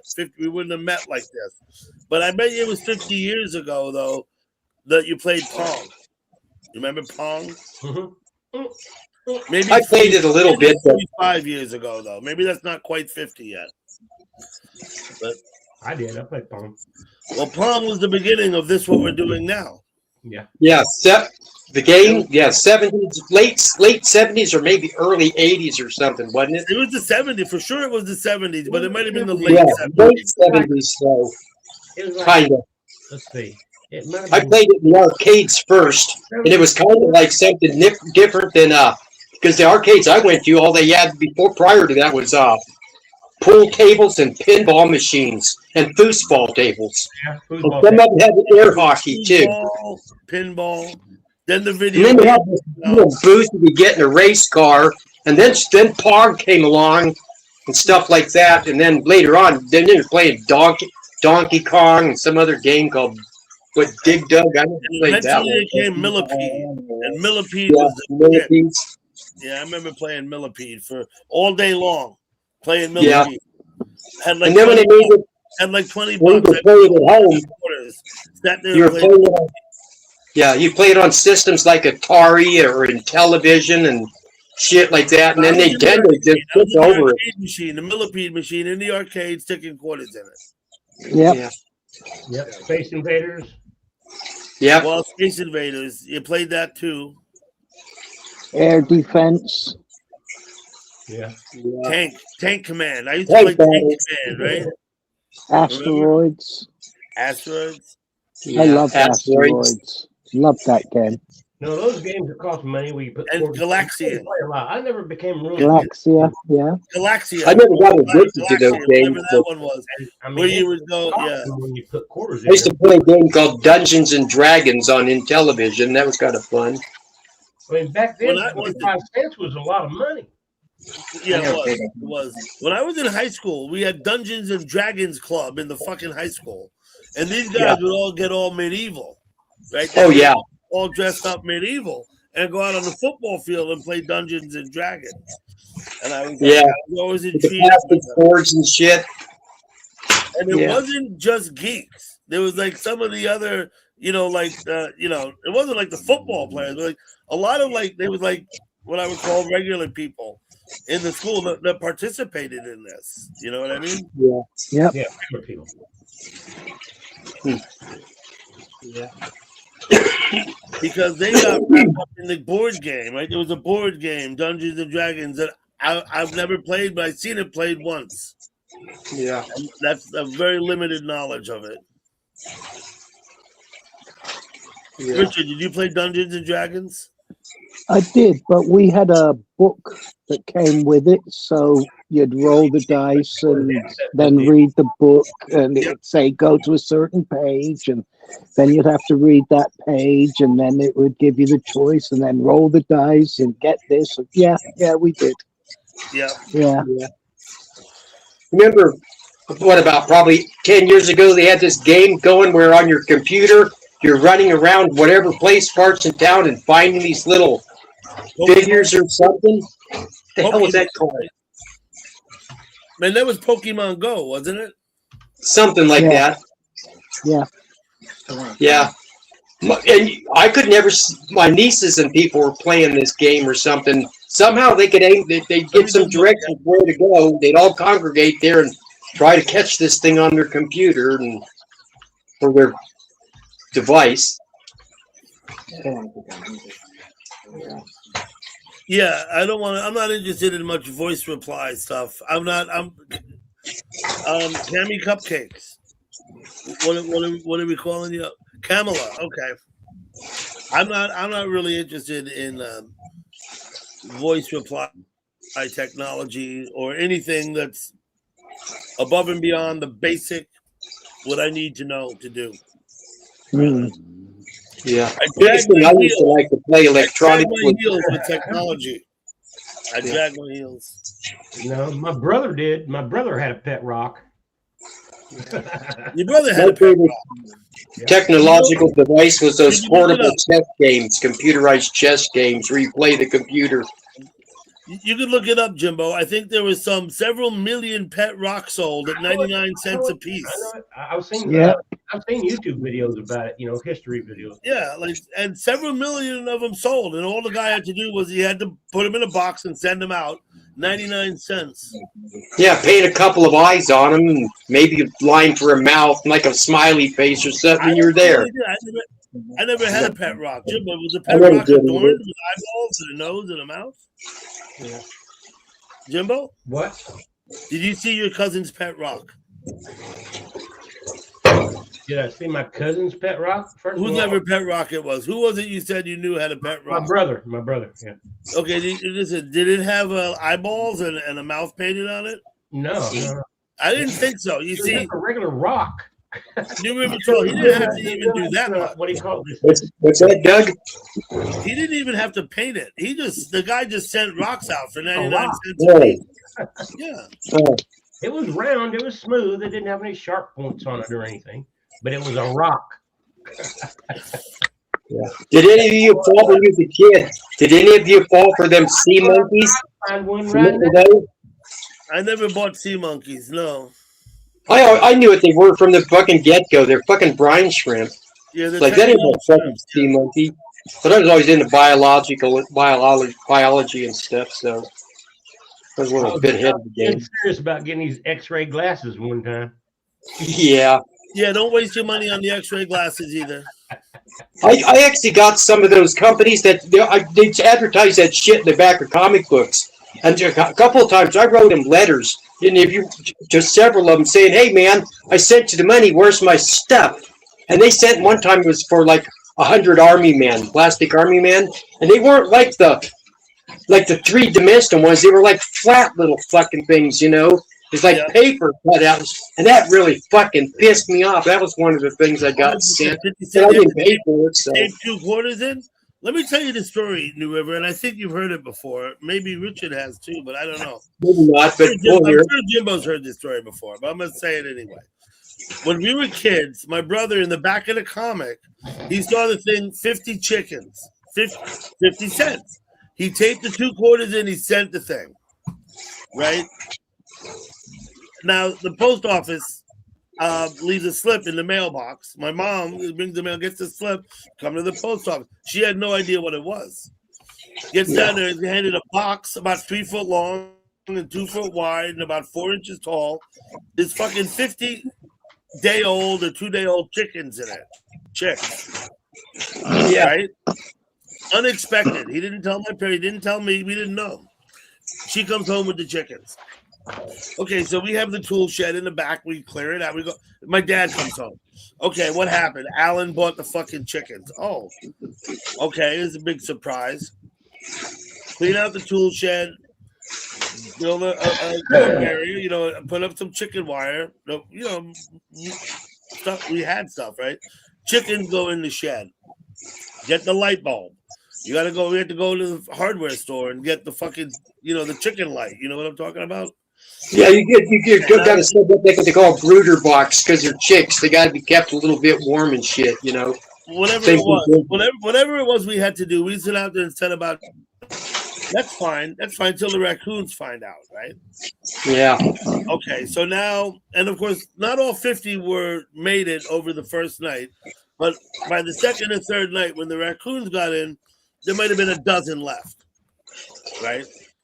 So now we go to the hardware store, we get more chicken wire, we go over the top, right, with the chicken wire, right, over the top. We put up a few 2x4s, make some supports, protect these chickens. We did get a couple, they made it, but the raccoons taunted them endlessly. Would climb up in the trees, drop down on the chicken wire above, and then be up there screeching. We'd come out in the middle of the night, chase the chickens, chase the raccoons out. They'd be screeching. We had some eggs, and by the end of the season, we had like 7 chickens left. Right? So my dad says, okay. And of course, we got complaints from the neighbors. The one neighbor was out on his porch at 4 a.m. blowing his bugle, right? Yeah. Okay, so end of the season, a piece of railroad tie that we had laying around. He kept like railroad ties, He had, like I said, he had the chicken wire in stock when they first arrived. There's not enough. Anyway, we put a peg in each end, a spike in each end. Get 2 pieces of rope, right? One goes on the feet, the other goes around the neck, and then you stretch it. You put your foot on one end, and you stretch the other end with your hand, and you whack him when he's stretched, right? So then we hang them up from the bush in the yard overnight. To why you hang them up, right? And of course, they bled out. We defeathered them, we cooked them, and ate them. Nice. And that's because my brother, in the back of the comic book, like you said about the X-ray glasses and whatnot, and the army men that you ordered, he taped 2 quarters to the thing and responded and sent it back. Yeah. And that's about it. I had something else I was going to say about that kind of stuff, but I fucking forgot. God damn it. Comic book stuff? Yeah. Oh, well. Well, you all were familiar with Atlas, right? You can send in your 50 cents and muscles all over. Atlas standing there like that, and another guy getting sand kicked on him in the beach. Yeah. Bull brand. Okay. I don't know what that was. Yeah, a guy gets sand kicked on him and he takes the girl from him. Right? Yeah. I think what it was probably about some other obnoxious fucking product they were selling in them comic books. I don't remember. Oh, there were a bunch. If I think harder, I'll come up with some. Did you read the Sergeant Rock comics? Sergeant Rock? No. I read this thing called, I wasn't real big on comic books, but I read this one called Swamp Thing. It was about some like mutant swamp creature, which was kind of right up my alley with things I like. I like things. I didn't care for werewolf shit, but I loved the creature from the Black Lagoon because he's kind of like more primitive, shit like that. If that's what the storyline was on, but never got big into Superman or Spider-Man or any of that. I didn't do Superman and Spider-Man, but we did like Sergeant Rock. We got, what is it? Creepy. What was that one? What the hell was it called? Horror, some shit, creepy, and it had all like horror stories. Yeah, something creepy was the name of something with the name of that magazine, I think. Maybe it was. Now, of course, when I was younger, like a real child, I think I started reading Richie Rich. Right? I did for a while, but yeah, but when I was like 6 and 7. Right? Yeah. I remember would get copies of Richie Rich so I could read them, and my brothers and sisters. Jimbo, that's a big bag of weed you got there. That's a bag of tobacco. Oh, that's tobacco. Remember them Archie and Veronica or whoever them fucking comics back then, who Jughead knows? They had comic books for those knuckleheads too. I read a little bit of those, but I just couldn't click with them like characters. I never clicked with Archie and Veronica. No. I did read some of them, but I just couldn't click with it. It's like, because I never really clicked with fads or shit like that.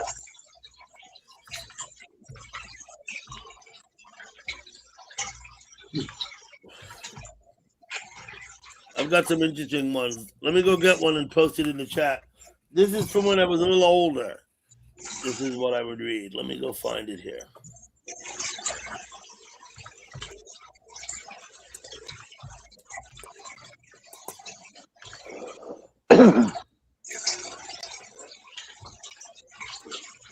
Yeah, there was one comic book. There are 2 actually swamp creature comic books I read. One was called Swamp Thing, and the other was called Man Thing. And by coincidence, they were both green. But I think the Swamp Thing had some snorkely-looking nose hung off him that kind of looked like a fucking elephant. And then the other guy just looked like a pumped-up green human with algae all over him or something. Yeah, I know some kind of it. He looked like he had algae all over him. But I mean, he was out there, and anybody that come out in the swamp because he wanted to preserve the swamp. He was like a ecological swamp creature. Yeah. He would fight for, he would go out and I think his name was Alex or something. Was his character's name before he turned into the swamp? Well, was coming into the swamp and destroying everything. Yeah. And he would terrorize an oil well or something, Yeah. And that was just one episode.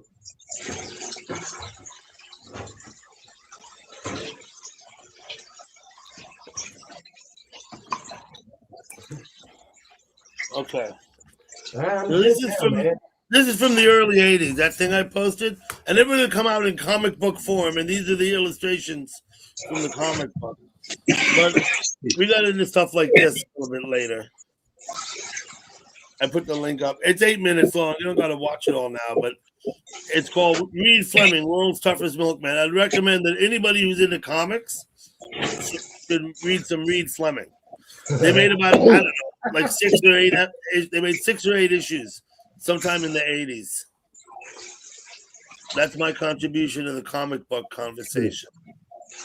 I'm looking for something in your JR.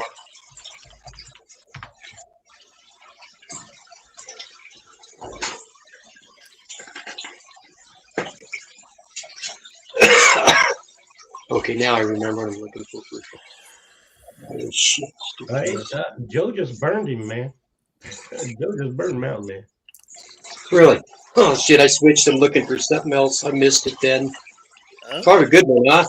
What's that? It's probably a good burn, huh? Yeah. Right on. Yeah. Is it worth posting? Yeah. Just scroll up or down or something. She got him good. Yeah, man, your single's hard. Oh, I can't read that. This it'll be there. Oh, that was kind of funny. Thank you for coming. It was a pleasure having you. Thank you for participating in our panel conversation. Yeah.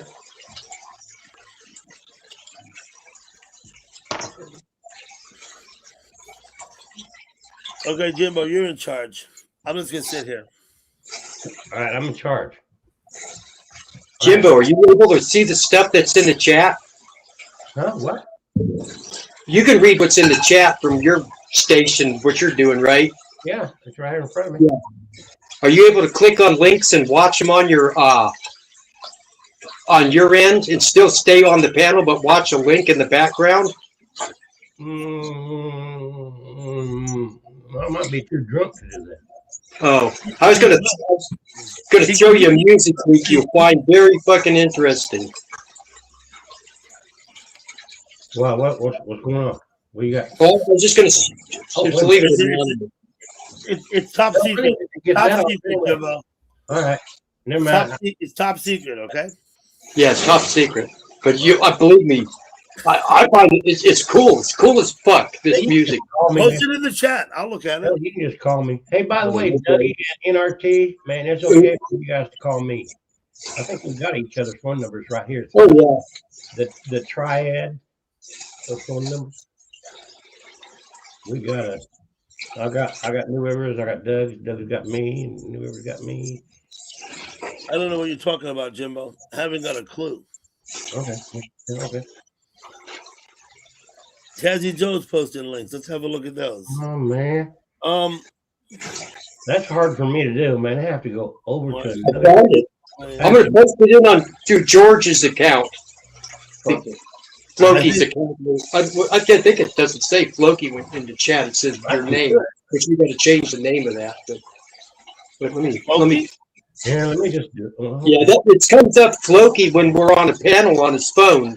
But if he types stuff in the chat, it goes with George Drake, which is his YouTube channel. I know. George Drake and NRT is pretty much the same thing. Yeah. Yeah. And it's only doing the George Drake thing because of by the same reason it doesn't give your original name we used to be. Now it throws it up there with that ad bullshit that none of us really asked for. It is helpful because it helps you get this right to somebody's channel if you want to get there. But I didn't ask for them to do that any more than I asked them to change my fucking wrench to a shield. Illegal and unconstitutional, and yeah, it pissed me off. Huh? Okay, let me get with this song. Clip this share thing. There it is. Okay, now we'll get back to Doug's. Copy link. This is inspirational. I think Jimbo will like it. I know he will. And Doug probably might too. Let me see. Oh, damn. Now get back to Doug's. I'm going to let that link. Oh, there it is. Okay. I hate to. I'm going to let that link pass up because man, I'm just going to just dump it as the link. I'm not going to say anything to accompany it. And then I got to find Dougie, and then I got to find this, find that, and then play it. And good night, Trisha. I don't really understand your comment, Trisha, but that's all good. Yes. Okay, let me see. Is it really good though? Yes. Damn it, Beatles. I'm thinking about going a level up. I'm thinking about upgrading my StreamYard. I'm thinking about it. Yeah, why? What do you got? The basic package? Yeah, I just got the basic 20 hours free a month. Well, okay. It costs money to upgrade, right? Yeah. Yeah.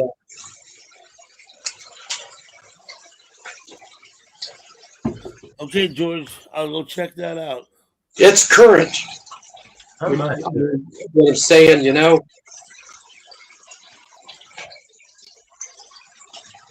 It's about 3 minutes long. It's a song, but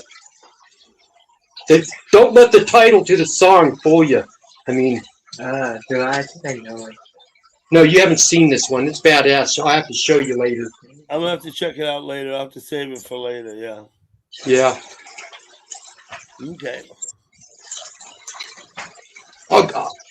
I'll end up texting Jimbo the name later or something. I'll send him a text. It's all good. And he'll find it later. But anybody else, if they want to take the time, can know how to. Sometimes you can just grab this and save something for later. I don't have to do it. In here. I go on my playlist.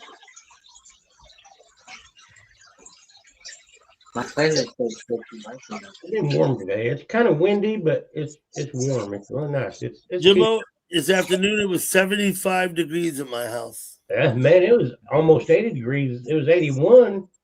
I think it had to be upper 70 too, and then it sprinkled later on. Yeah, and it sprinkled right around.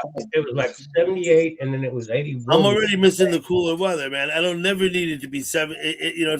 I just know that in the summer's here, it's just hot. Man. Tornadoes are coming.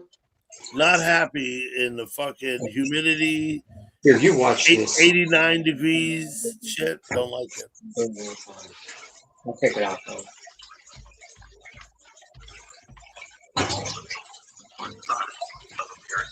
The fucking video is fucking.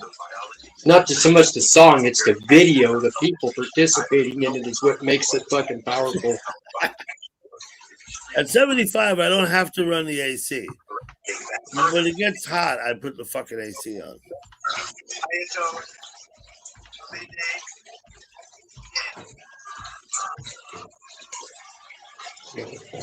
I heard that, Mountain Man. I heard Wyoming's going to get some snow. Good for them. Jackson did not get much snow this year. It's not a good year in Jackson. There'll probably be hay on the bottom of the hill climb. Unless they can truck some snow in. I didn't need your blessing, Mountain Man.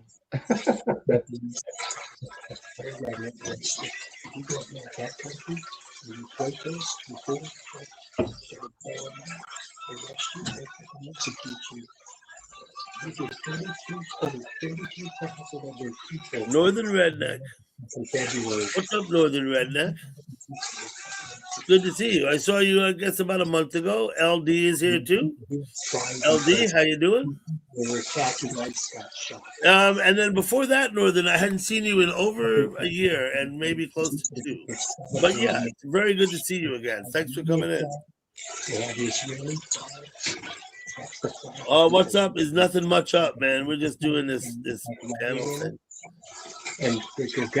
No, there may be a rocket launch coming up. I'm trying to keep tabs on that.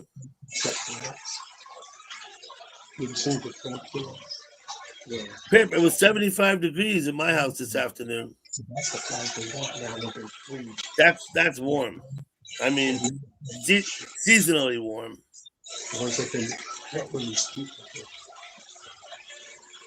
And the sun was nice all afternoon.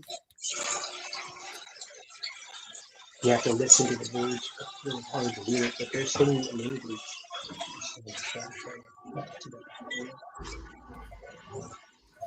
This guy was killed 16 years old for drug testing. He's no longer alive. WBC games. Okay, I know we have a team, right? And I think they're called the Rockies, right? I know we have a local team. I really have never been to a game and don't follow them. But my brother's been to games. His kid, he's taking his kid to games. The local team. They've got her most in the one.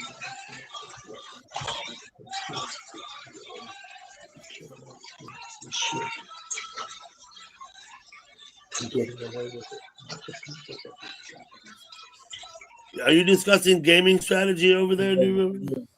What's that? Are you discussing gaming strategies?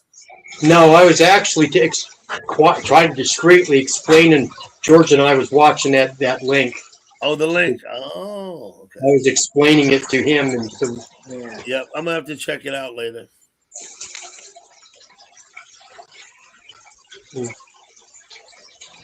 Never mind. World Baseball Classic Tournament, not local. I turned it on. How do you fix this? I don't know who you were talking about, Pep. I didn't. That's all. Okay, I know how to do it. World Baseball Classic Tournament. I don't even know what that is. I have been watching that surfing channel. You gave me that surfing channel, Pep, and I get notices, and I go and I watch that stuff. It's pretty cool. Jimbo, you got your light going there, right? Let's have a look. See. Oh, there you go. Is that hashish, Jimbo? Yes, that's hash. Yeah, it is. Hash? Yeah. It's like a.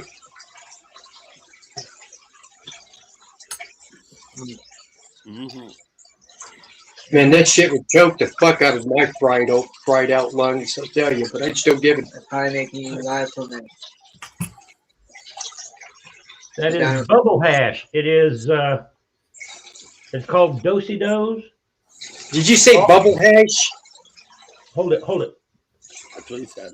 Do-si-dos, bubble hash, solventless bubble hash, indica, and it's 53.8%. Yeah. Okay, just from my recollect of what bubble hash is there's a process. You shouldn't have to. I should probably explaining this, but you strip the THC out of weed using butane, and as the goo drips out, you do it in a cold pan. In a glass pan, and then it drips out cold, and then you set that in hot water, super hot water. I've seen it done, and it bubbles like crazy, and it makes this goo. You can look it up on YouTube, and there's videos of how to make it. Yeah, if that's the bubble hash I'm thinking of. And here I thought it was like gum and bubble gum. I thought it was like hash and bubble hash. You could blow. No, it's the process. And what they do is you take a PVC pipe and you put a tube, and on one end you put a little hole in. On one end of the pipe, you put caps on both ends, PVC caps. And one end you have a hole in it. That's like for a butane canister to squirt butane in it. The other end, you poke a bunch of smaller holes in it like a salt shaker, like size bunch of holes like that, big enough to keep the weed from coming out. You stuff it full of weed and you run about 3 cans of butane through that shit, holding it over a glass cooking sheet, and it drips this gooey brown goo out, and it just fills the bottom of the pan. Then on standby, you have a sink full of, or a pot, or a pan, something full of super scalding hot water, and you set that in there to float, and it causes that cold shit that's because it came out. Butane freezes the fuck out of it, and it's supposed to stripping all the THC out and dripping it in that pan. But the pan just instantly starts bubbling like fucking crazy, and then when it fucking quits, it just settles down to this just fucking goo. And we've done it and mixed keep in it to stiffen it up so it's not just the goo stuff, to give it something, this. To make it a little more smokable. Let me get this straight, New River. You did that. Yes. A buddy of mine taught me that. I did it outside, hear me out, in my pool, right? I got an empty swimming pool. I did it down there in the pool, outdoors. When my buddy was doing this, I went over to his place, and he was in an apartment, a 2-story apartment, directly across the street from where you go, across the sidewalk where the manager's office was, where you go to sign up the lease or lease the fucking apartment. But anyway, okay. He's him and his girlfriend. He was the most popular dude in the apartment complex too. But he was doing it in front of his front window there to kind of vent the shit. And he had kids in his house, his little kids. And he was asking me, what do you fucking think? And I said, I don't want to say his name, but I said, I think you're a fucking idiot, you fucking idiot. I said, you got kids in the house. You're filling this place full of flammable shit. You got all these bozos walking in and out of this house, and all it takes is a static electricity charge to blow this fucking place up. I said, I think it's fucking retarded. I came unglued on him, verbally, and he's like, damn, I never thought of that, but it's like, but after that, he swore he was doing it because people in the apartment complex, they were loving that fucking shit. And they was bringing his weed over to him and giving him the money to do it. So he's just fucking, and that flipped me out. That pissed me off. That was my first observation to the bubble hash. Okay, a few things come to mind immediately, and from my perspective, right? Say that again. I said a few things come to mind immediately. From my perspective, right? Well, definitely a few did from mine from that first observation. That's for damn sure. The first thing is, first of all, you're perfectly right to reprimand the guy. But secondly, I would never go to such lengths when I could just smoke weed, bust it up, put it in a pipe, and roll it and joint. Yeah, but back then, it was. I'm going to get back, so I'm going to get too loud. My wife says too loud. I would not see. We didn't have dispensaries back then when he was doing this. Here, there wasn't a dispensary and stuff like that. So I get it. Yeah, no dispensary. But I mean, I don't know that all that work for what? When I could just get high by smoking weed. I mean, man, Doug, I'm telling you, man, that the buzz is totally fucking different, man. It'll knock, for speaking like a man, it'll knock your fucking dick in the dirt. That's for damn sure. Weed, weed buzz, of course, because that's what it is. The butane just evaporates off. Now, I don't know if it leaves any residual or whatever in it. It never smelled like it to me afterwards, but I wasn't smoking it just to goose shit. I would take a keef, from the weed grinders, and I saved up a shitload of keef anticipating this. After my buddy showed me how to do it, I was pissed, his process. So I decided to kind of like own the process a little bit for myself and did it different. I did it outdoors, and we even brought it. We was doing ductwork. Check this out. Me and my niece's old man did it, and we were always working out of town doing the commercial AC, staying in motel rooms. And we're at one of these places like it's because it snows up there. So you got a big corridor where you walk down. You got doors on each side and this and that. And this is that kind of motel room we were staying in. And we brought up this batch of that, the first batch of that shit we made. And weed wasn't legal then and shit. So when we wanted to burn something in the motel room, we'd pack towels in front of the fucking doors and went out the back patio if the motel room had one. We didn't give a shit. But we're in there, and we invited these guys from work. They wanted to check it out. There's about 6 or 7 of us in this motel room. There's a double bed. I got my bed, my partner, he got his. And we're in there just burning the shit like crazy. And the next thing, and they know the door's being pounded on. And they're like, oh fuck, we can smell it. And we're, sometimes you get high, you get a little paranoid and shit. We open the fucking door, and there's an Indian standing there, a Native American, probably a Navajo. And he's there, he's pushing the cart, cleaning rooms and shit. And he's like, hey man, that shit smells awesome. Do you mind if I have some? And I'm like, what? Yeah, so next thing you know, he comes in there, me and my buddy, and some gangster Mexican guys that we work with over there. He's working at the university doing an AC job, and all of a sudden they're just stinking out the whole fucking wing of that fucking. I can't remember what the name of that motel room was, Well, but so you made this stuff, or your buddy made it, or something. no, I made it myself without my buddy's help. After I observed him what he did in his apartment, and after I scolded him, I never went back. But I mean, I still he's my buddy, but I never went over to the place and watched him make it anymore. But he heard right away, and he was pretty proud of it because I'd smoked it, and he goes, check this out, dude, show me how to make it. He's pretty proud of it, and he's like, well, what do you think, man? And I just seen it for what it was, a fucking apartment full of all that fucking butane. I'm surprised his manager isn't seeing it, and his place was so full of traffic. People were, I don't know, it kind of reminded me, his apartment actually. There's a scene in that movie Fight Club where the guys all know what they're supposed to be doing. And Tyler Durden, when he's the other character, I forget his name. I don't even know if he even gave that name. Comes walking in, and all these guys people are just coming in and out of Dusty's apartment. I didn't even know these that movie, The Fight Club. It's like Dusty had created his own little army of fucking bubbleheads or something. What he was doing. But he had his kids, He had 2 kids that were there, and one's like 6 months old, and the other's like 2 or 3, and that pissed me off. Yeah. That's why I went off on him. To be exposed to that. Yeah. One of these retards could have lit a cigarette in there, or even lit up a batch in there. When you fill in a 1-bedroom apartment full of 3 cans of butane, pushing it through, stripping that THC out of that weed inside that PVC container. Well, I hope he ventilated the place and got the butane to.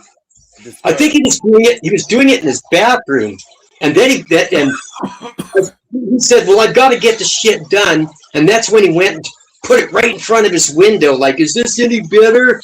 And it's like, no, it's not, dude. You're right in front of the manager's fucking office, and it's still in the house. It's already full of the smell already. You got to vent the whole fucking house. Go do that somewhere else. Don't do it in front of your kids or in the same room with them. And also, the fumes could be toxic to the kids. Or anybody in there breathing. I don't know about baked butane. And I mean, I've heard it's a cheap high if you want to huff this shit by itself. I wouldn't huff butane. No. I'll admit, when I was a teenager, I'm sucking butane when I'm burning the bowl. I'm I sucking. had some gas one time, and it gave me such the most raunchy headache and stuff. And I knew some people that just did it constantly. And I'll admit, I huffed some paint once. Substances never appealed to me. People huff what? Gasoline, paint, butane. Remember that model glue back when we were kids? And that at a certain point they were saying, we got to lock up the glue. It was Tester's glue, model glue. Yeah. Tester's model glue. Yeah, that stuff was toxic when we were young. They were locking it up because people were huffing the Tester's glue. Yeah.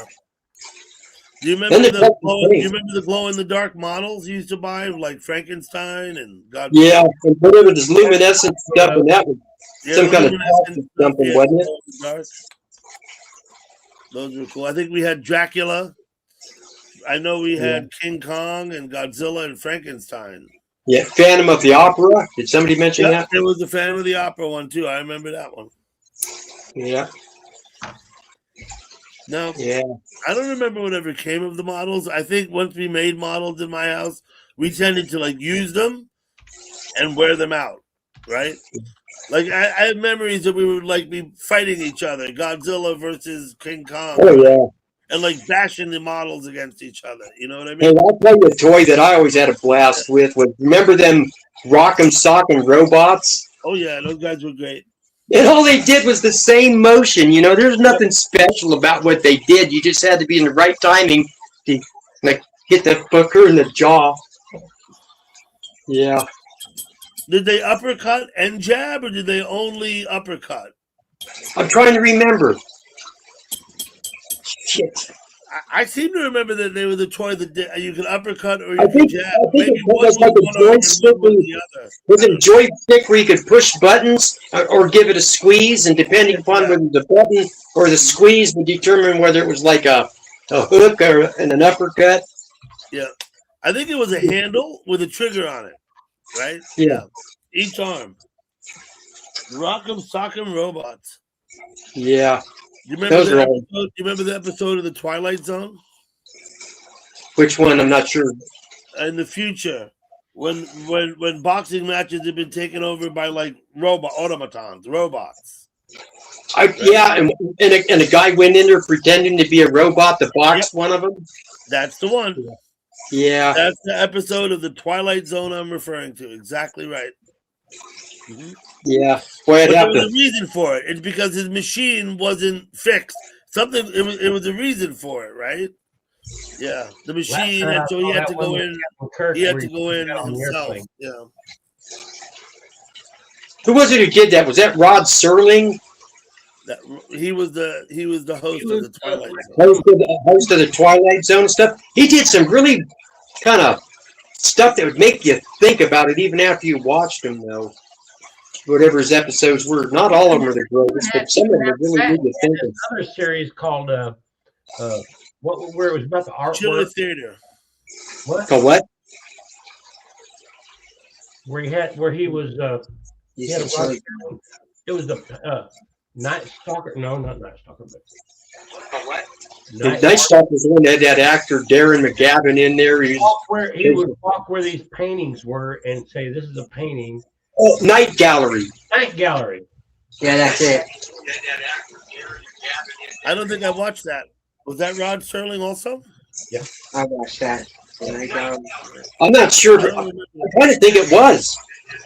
You remember Chiller Theater? Which one? Chiller Theater. The hand would come out of the dirt in the cemetery. Chiller Theater. CHILLER. I used to watch I'm that. not sure on that. I think I watched that. Here, fix this. Get me back to what I did. I fucked up on this damn phone.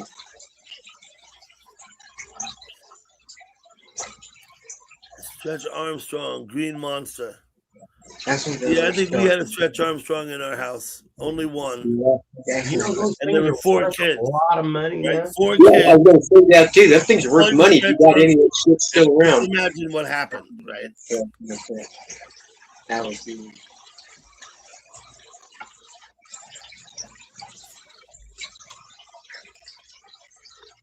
I've neglected to read the chat.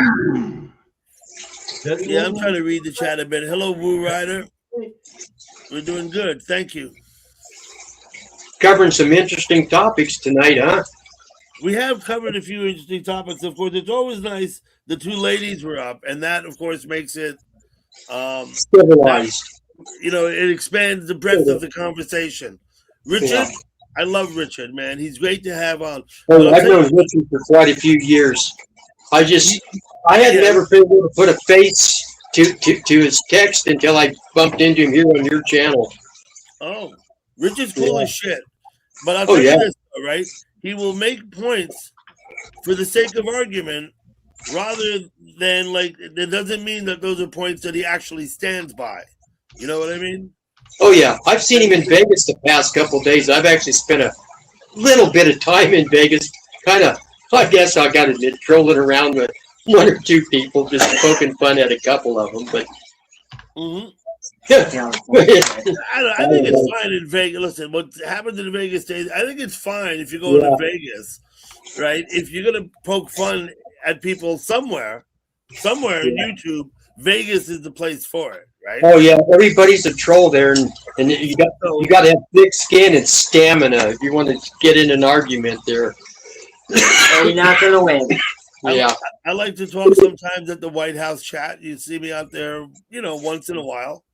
Yeah.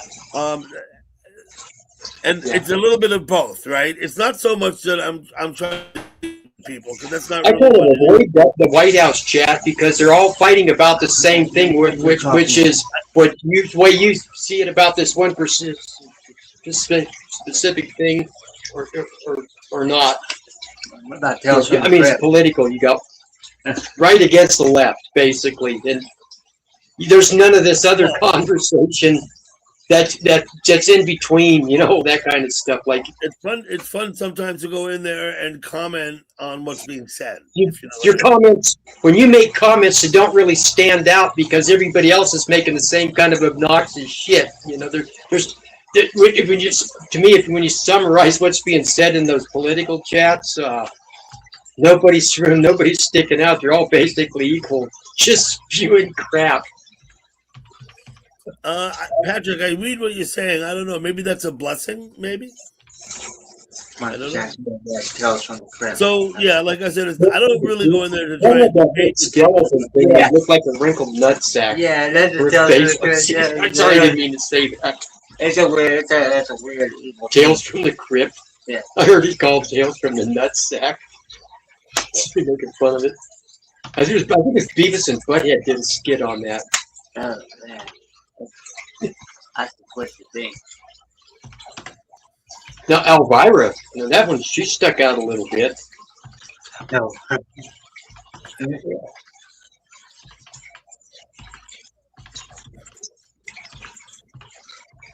Yeah. My father-in-law had a big thing for Elvira. Jimbo, why do you want to pay money for StreamYard? Do you think you're going to use it more?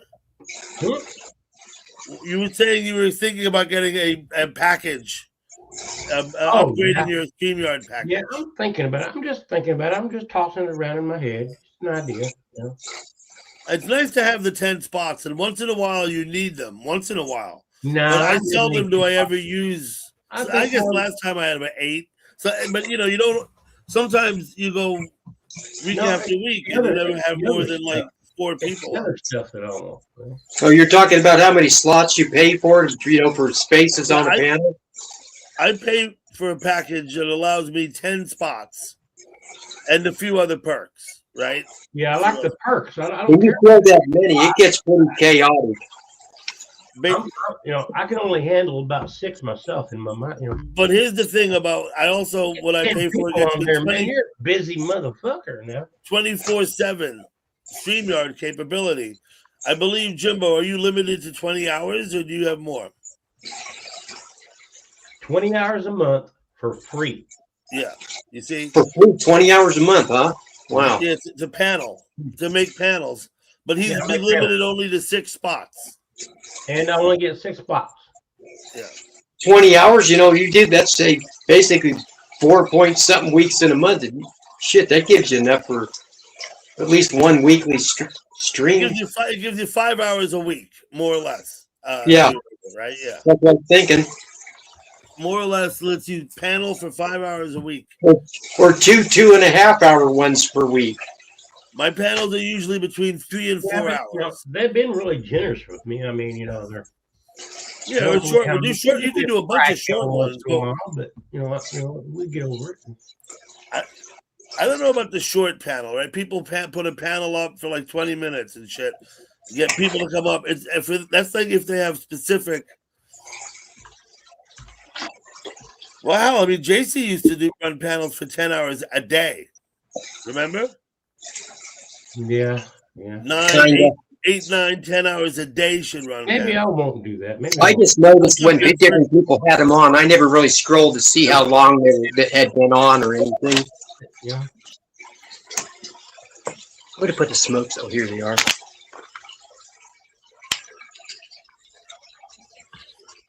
Svengoolie is who I look like.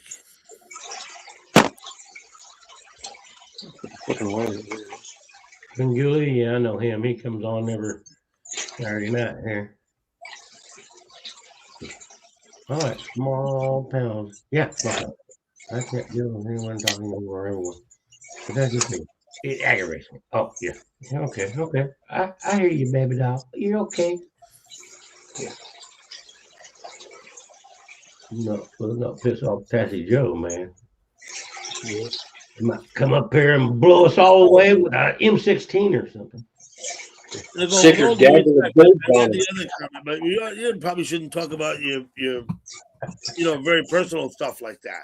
Probably not a good idea. Not a good idea. Nicole.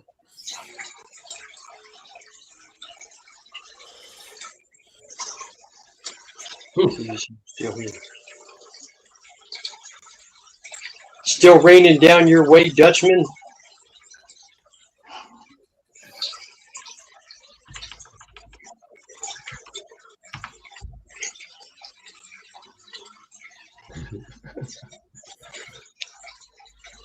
Was it wet when you came in? Take a look.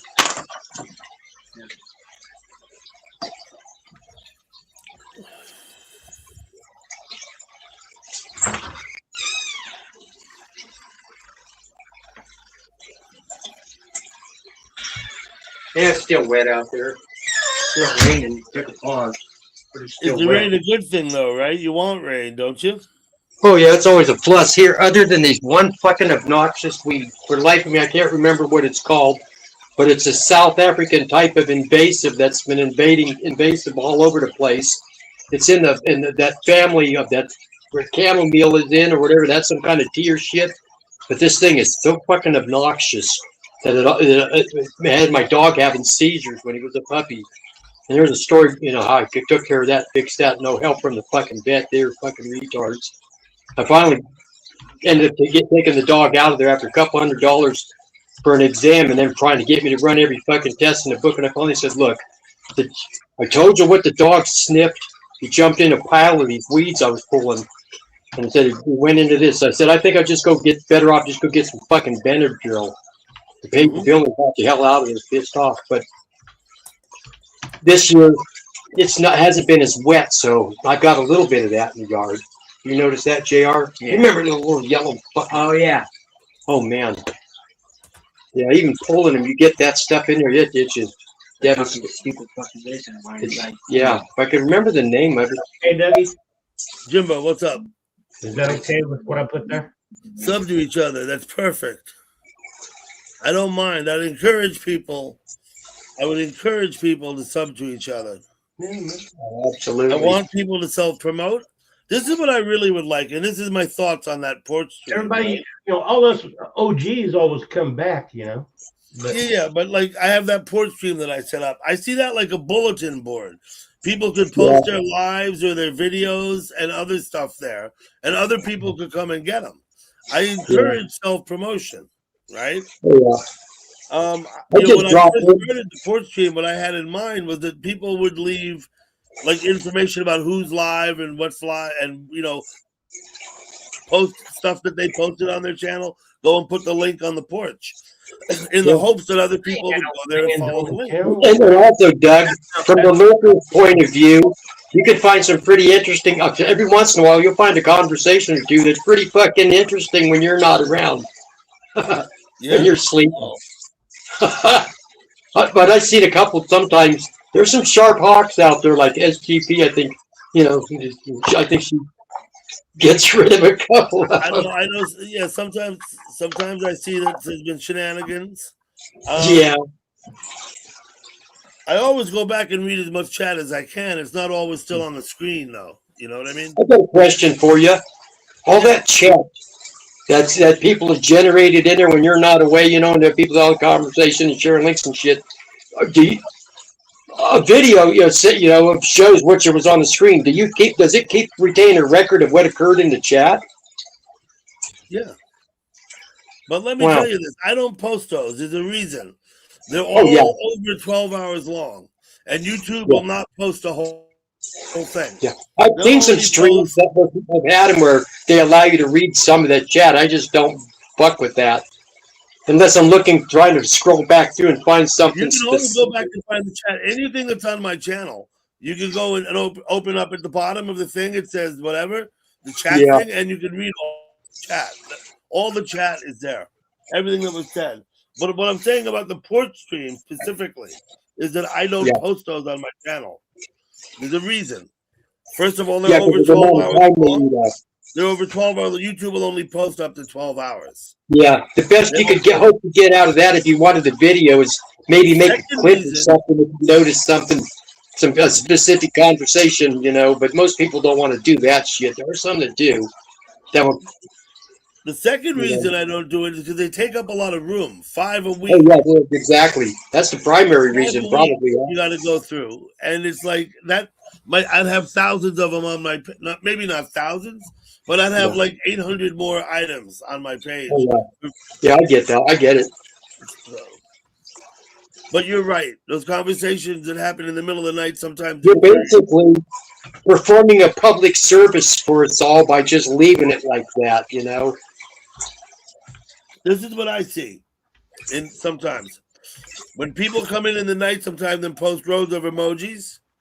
And so I see that those have been deleted because we don't want rows of emojis. Yeah, I've seen that too. I've seen a couple people get scolded for it too. Yeah. Well, Mildly, of course, or should I say, above gently reminded. It's only a chat scolding after all. Come on. It's like, Yeah. Yeah. No harm, no foul. Just knock it off. Yeah. I don't overemphasize or trying to advertise my shit. I just come in there, drop in a few whoops once in a while. That's about it. Well, Just you as- do have as content good morning. posted on your channel, but you don't seem too worried about getting a bunch of people over and subbing and looking at your content, right? No, I like it. I like it if it happens more spontaneous and random. I mean, yes, I like it. Like anybody who's got an interest in something, we can overtalk our hobby or our interest or something. But that's just the nature of telling people about your hobby. It's not Years ago, trying to garner stuff. If they want to spontaneously do it, by all means. And if I get a sub out of it, because I get notifications when I do, Mhm. I'll instantly go hunt for one of their videos or at least their channel, and I'll sub them back. Mhm. When I met you some years ago now, I went to your channel and I saw you were pouring concrete, putting down a slab. Yeah, you probably thought that's just like a different person than in the chat. Right? What's that? Yeah. I believe your granddaughter's in you. And I looked at a few of your things. But I haven't been on your channel to watch anything lately. Yeah, there hasn't been anything lately. I got to do something at least because it's to show some kind of activity. Maybe if you come out west.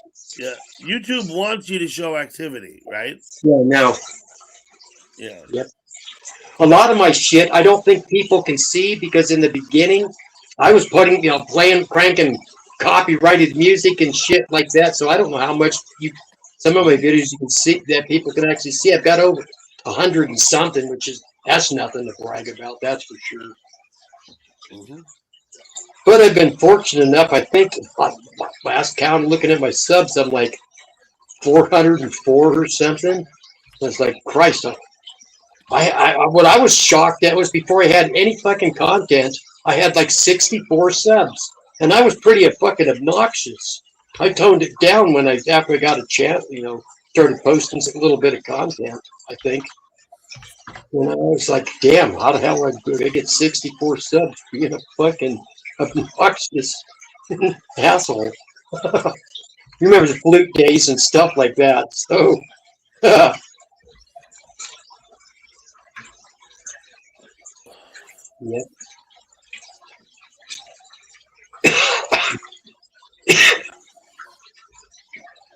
Yeah.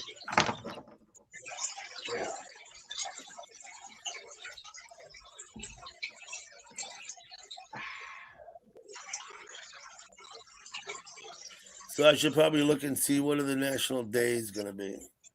Yeah. Shit, I'd like to see Brother Duck come up here sometime. Remember him, Jimbo?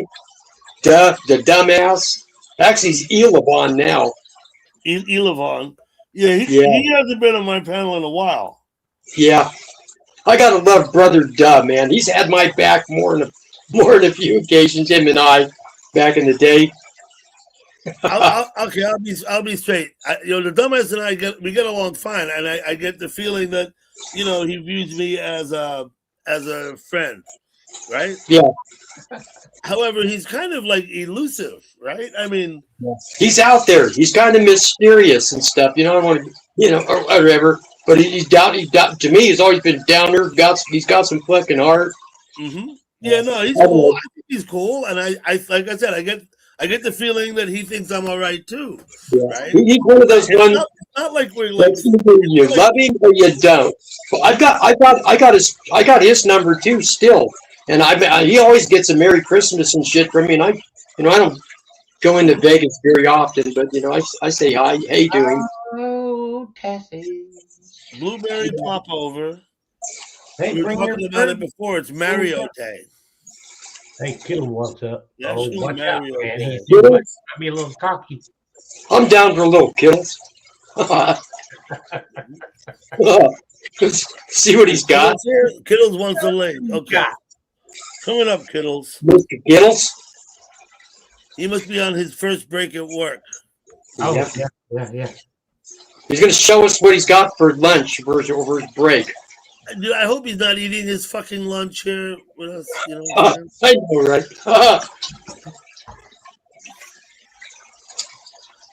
I'm going to call up his boss and tell him, give that Kittles guy a raise. Yeah. You could sue him. No, wait, let's stop right there, shall we? My boat. National Day calendar. Yeah, I got it up. Let's have a look at Kittles. Kittles, are you in the break room? Yep. Are you allowed to vape in the break room? Do what? Are you allowed to vape in the break room? Do what? I can't hear you.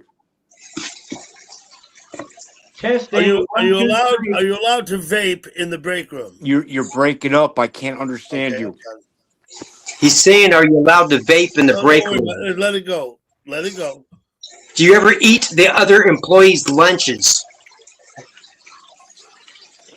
Yeah, you're breaking up. I can't understand you. That's a good question, New you River. ever That is a good question. Dude, if you can't respond to questions, then you just taking up space on the panel. Yeah, because we can hear everybody else just fine. On the job? Yeah. Let's Jimbo whisper to him again. See if he responds. Are you a company or lunchroom refrigerator pirate? No. Not a pirate. No, my wife. You ever wear a patch over one eye? Just poisoned a guy one time doing that. You ate someone else's lunch, Jimbo? No, did you? And they poisoned him. Oh shit! Yeah. Doggo Mama, what's up? When I was a kid, my buddy was eating all the time, and his mom told me about a shit sandwich that she made for the bully. And when he stole my buddy's sweet sandwich, he got a shit sandwich. Shit. Kittles? Did you hear me? Yep. Yeah? Okay. So we determined that you don't eat other people's lunches, right? Yeah, don't do that. Okay, are you allowed to vape in the break room?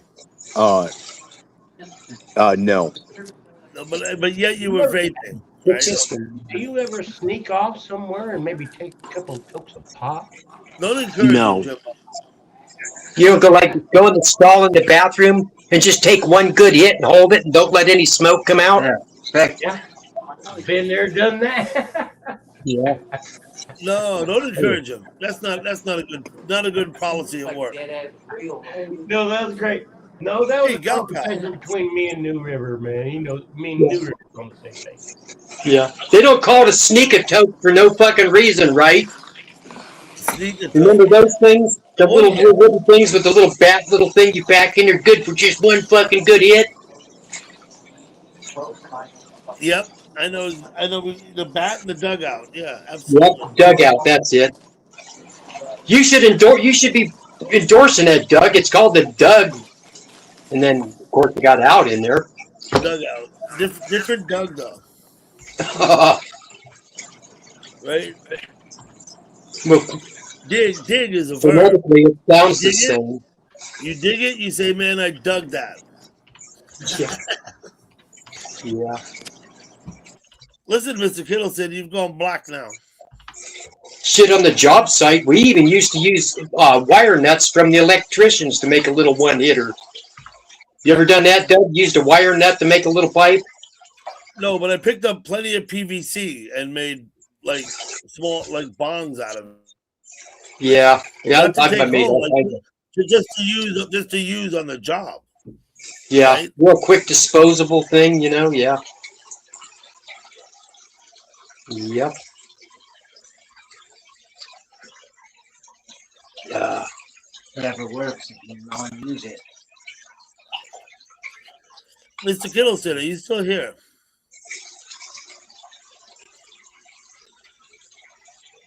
Don't see him. He's gone. There he goes. I had to go back to work. Yeah, probably had to go back to work. Yeah, what, was he on break or something? Yeah, let's go Yeah, that was Let's his not break. get him fired. Let's not get him fired. Yeah. He ain't that He'd do that on his own. You guys get it. bad. I guess. He seems to be gelling there pretty good, though. Yeah. Seems to be happy what he's doing. So, I think, man, I'd rather be driving a fucking forklift any day than busting suds. I can drive a forklift. I'll go forklift. Oh hell yeah! I think he's enjoying his job. Gummy First time I ever drove a forklift, I had no experience, and it was one of those ones that had the big job site tires on it, and had like a 30-foot fucking boom. And I was stocking houses with drywall. I was like 18 years old, and we had one delivered to the job site. And I had to unload this diesel truck and park the drywall. But at lunchtime, I decided I wanted to go take this thing for a cruise. So we took it out across these vacant fields. There was a 7-Eleven a couple miles away, and we took it off the job site. Me and this other buddy of mine both riding on it, and ended up on the way back. I got it stuck in a fucking trench about 2 miles away. You were in the bush, right? You weren't on the road, right? No, yeah, I was in the bush, driving across fields and shit, and dirt fields and stuff, you know. And it had big giant fucking tires on it. It had a 30-foot boom on it. I could pick up a pallet or whatever and raise it 30 feet in the air and tilting that shit. But I got it stuck. There was another development where there's a housing tract going up, and they dug all these trenches for plumbing, and I'm trying to navigate through there, and I got the fucking thing stuck in it.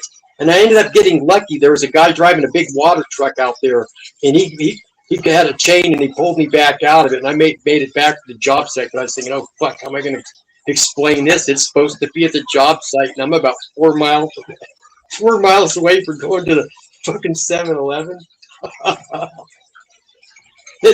This buddy of mine, Randy Kennermont, he was fucking nuts.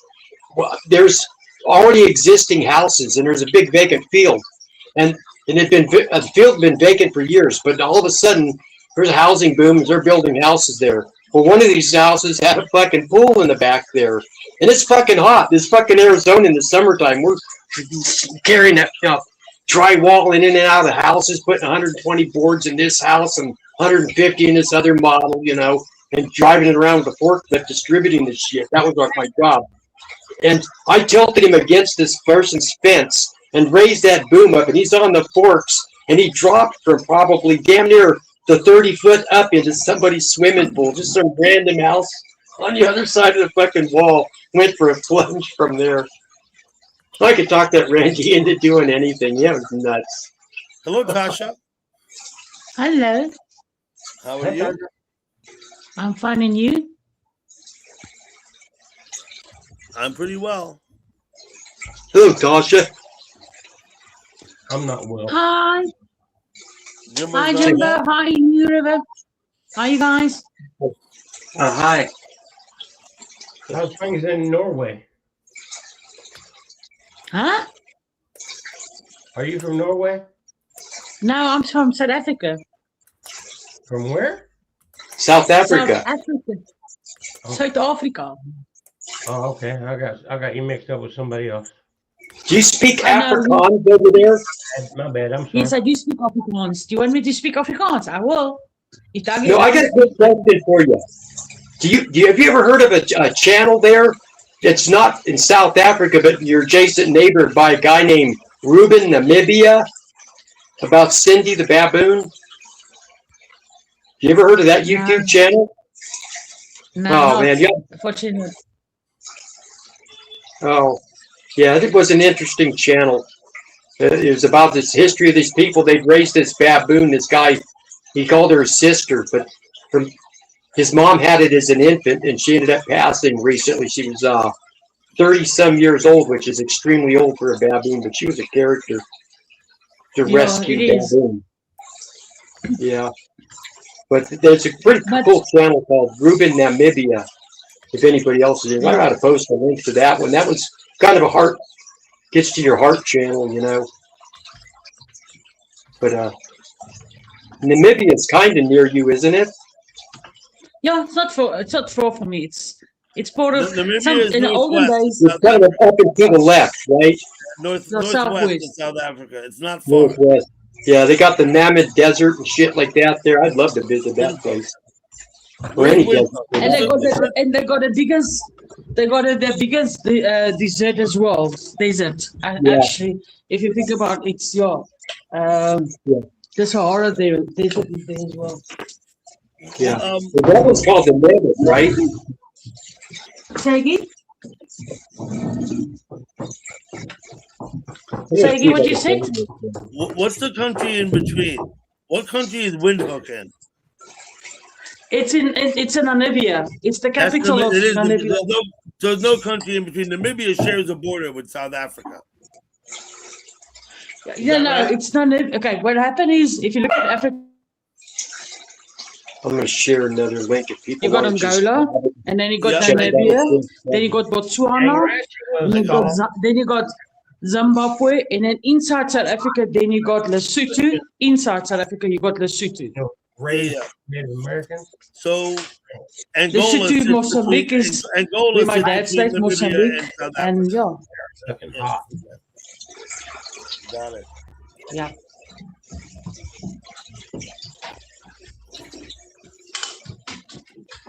Okay. But like I said, South Africa is a very, very nice country to live in if you look beyond the corruption and things, but it's nature-wise, it's very not pretty actually. It's very pretty. Some towns, I mean, you guys always hear about Cape Town, but it's other small countries in between that's also very nice. Mm-hmm. Yeah. Oh, you said you're gonna move soon and go live near your father. Is that the case? Yes, I'm gonna move to my father and Hoedspruit soon. I'm just waiting to get some clarification because I've struggled now to get Ingrid into the boarding school because I'm not gonna leave. I don't want her to change now schools because it's almost it's a second last in school. And all her friends is here, and she's one of the best schools in the country at the moment. So I don't want to take her out. So I'm waiting for Heinrich to let me know if he can stay with her or I must take her to the boarding school. Because my dad's not very well at the moment. Okay. Yeah. But if anybody in the chat say hello to me, hello everybody. I can't see the chat at the moment, but I don't think anybody greets me, so it's not so important, I think. Jumbo, I think you maybe mistake me sometimes with Tanya. Tanya, that girl from... Yeah, probably. Yeah. I'm sorry about that. No problem. I mean, a lot of people confuse me with her. I don't know why. Maybe She's not from because Norway either. Wait a minute. She's not from Norway either, though. Yeah, I was talking about Natasha. She's from Anybody named Natasha she's from or Finland. Tanya or Naja or whatever. It reminds me of the Nordic area. The Nordic No. area. I'm Listen, just saying the people Natasha lives south of the equator, man. south, really south, the deep south. I mean, I She was lives- wrong. Yeah, Natasha man. lives south of the I was equator. way off. I was half a world Yeah. off. My bad. Now, if you now do yourself a favor. If you take a map in South Africa, take a map of South Africa. You look in the middle part of South Africa. There, man, and it's right down there by man, Antarctica, the most desolate place on earth.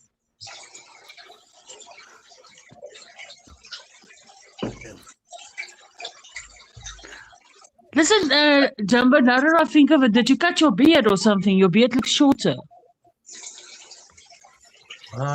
It just isn't erect yet. Hmm? I remember it was very tall the Did last you time trim when I it, saw him. Jimbo, or what? He did. Man, I think he did. It's nothing pointy though. It's very distinguished. God, I'm slow on this. Your phone. I say it's very distinguished. Jimbo. Man, you didn't. Distinguished is a good word because it's ambiguous, right? George Drake. Yeah, I just posted a link about that baboon.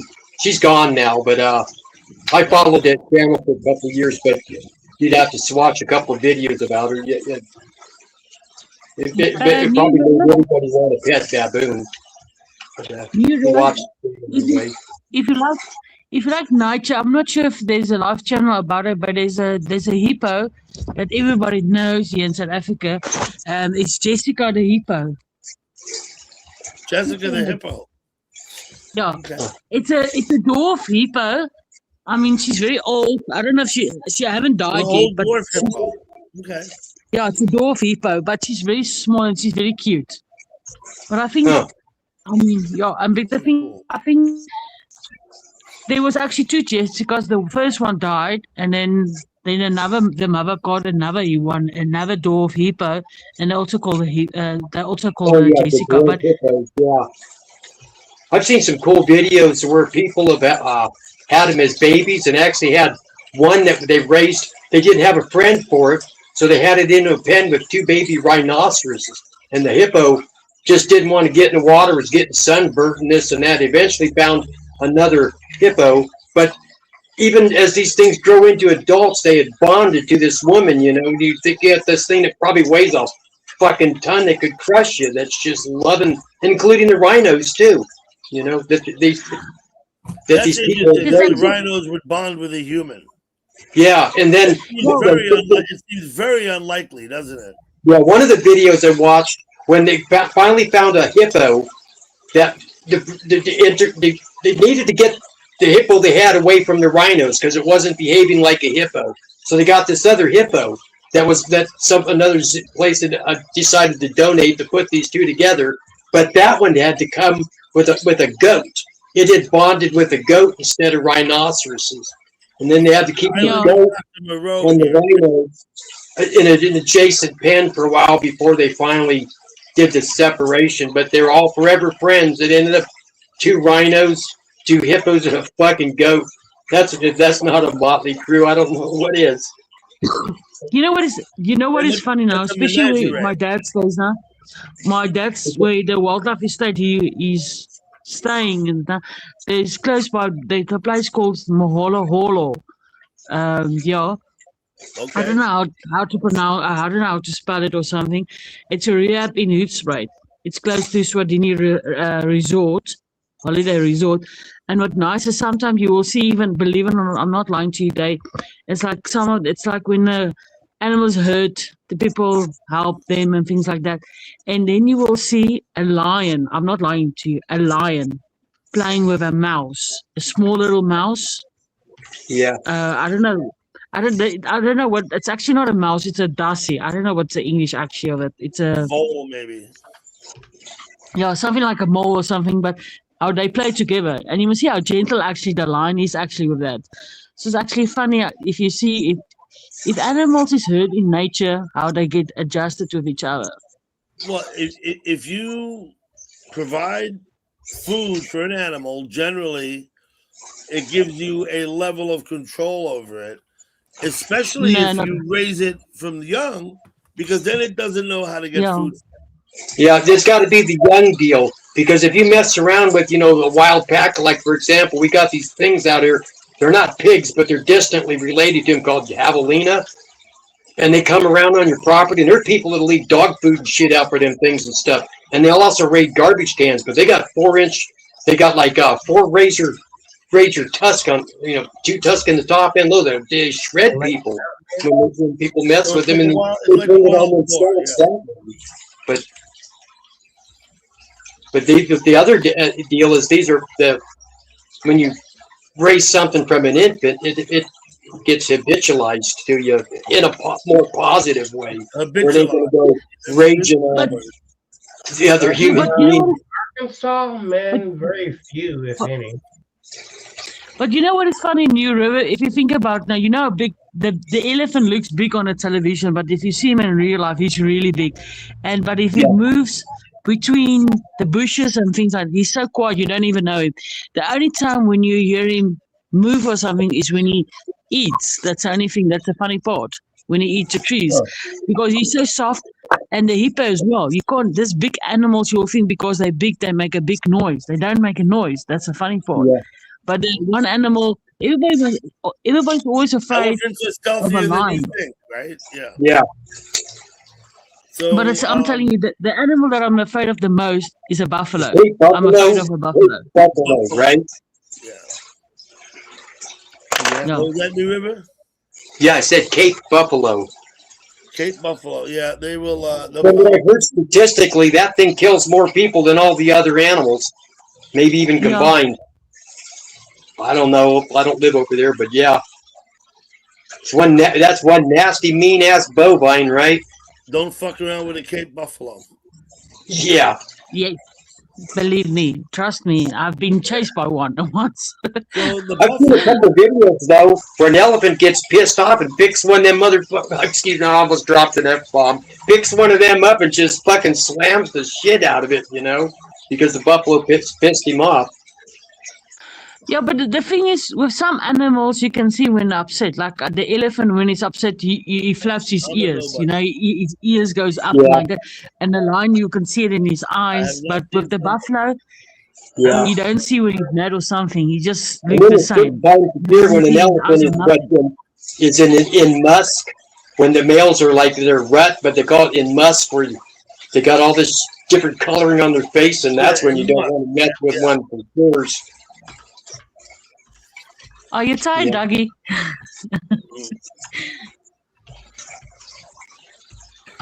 Dougie, are you tired? I'm fine. I'm not sure what you ask. What do you got? About midnight there, Doug? I'm probably going to go soon because it's about 1 o'clock, and that's the time I usually shut down. So. Okay. Yeah, that's what, about 8 minutes? I beg your pardon?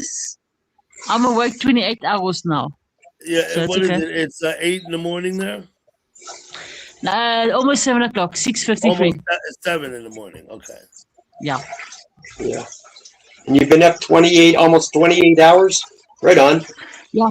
No, I haven't slept in 28 hours. So I still have 6 more hours. I have to be awake 36 hours. Then I can go to sleep. Yeah. I was doing weird hours, not quite that, but recently, and I had to finally quit. I can't keep up with you more. I did that for years. No, I just do it. I just do it. 26, 28 hours, sleep 6, and then go stay up for another 24 hours, sleep 6, maybe 8. No, it's just one thing that I have to do. I do it twice a year. So it's like when you guys change your clocks and things like that. But it's not. I'm not changing my clock. It's just a personal thing between me and a friend, a very good friend. We do it. We make it a 36 hours that we're awake. So yeah.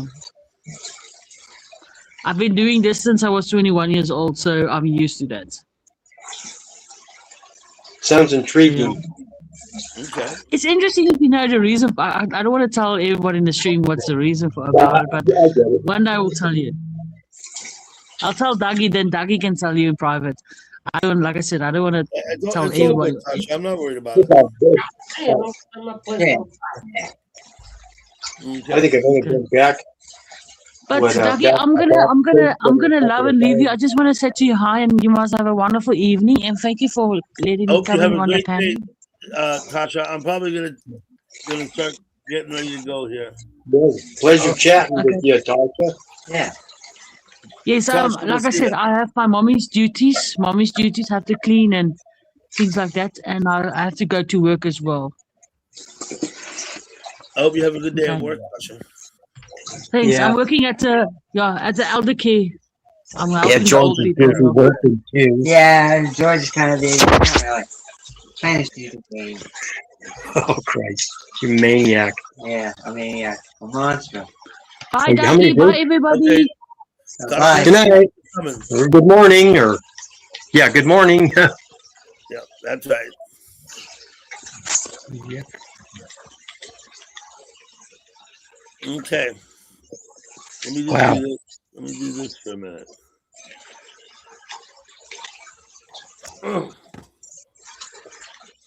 I'm not really trying to win. You better be trying to win. I don't like to watch that if you're not. No.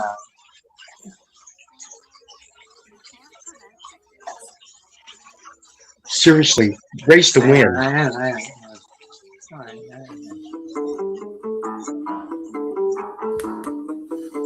Your mother is a journalist, your father is a creep.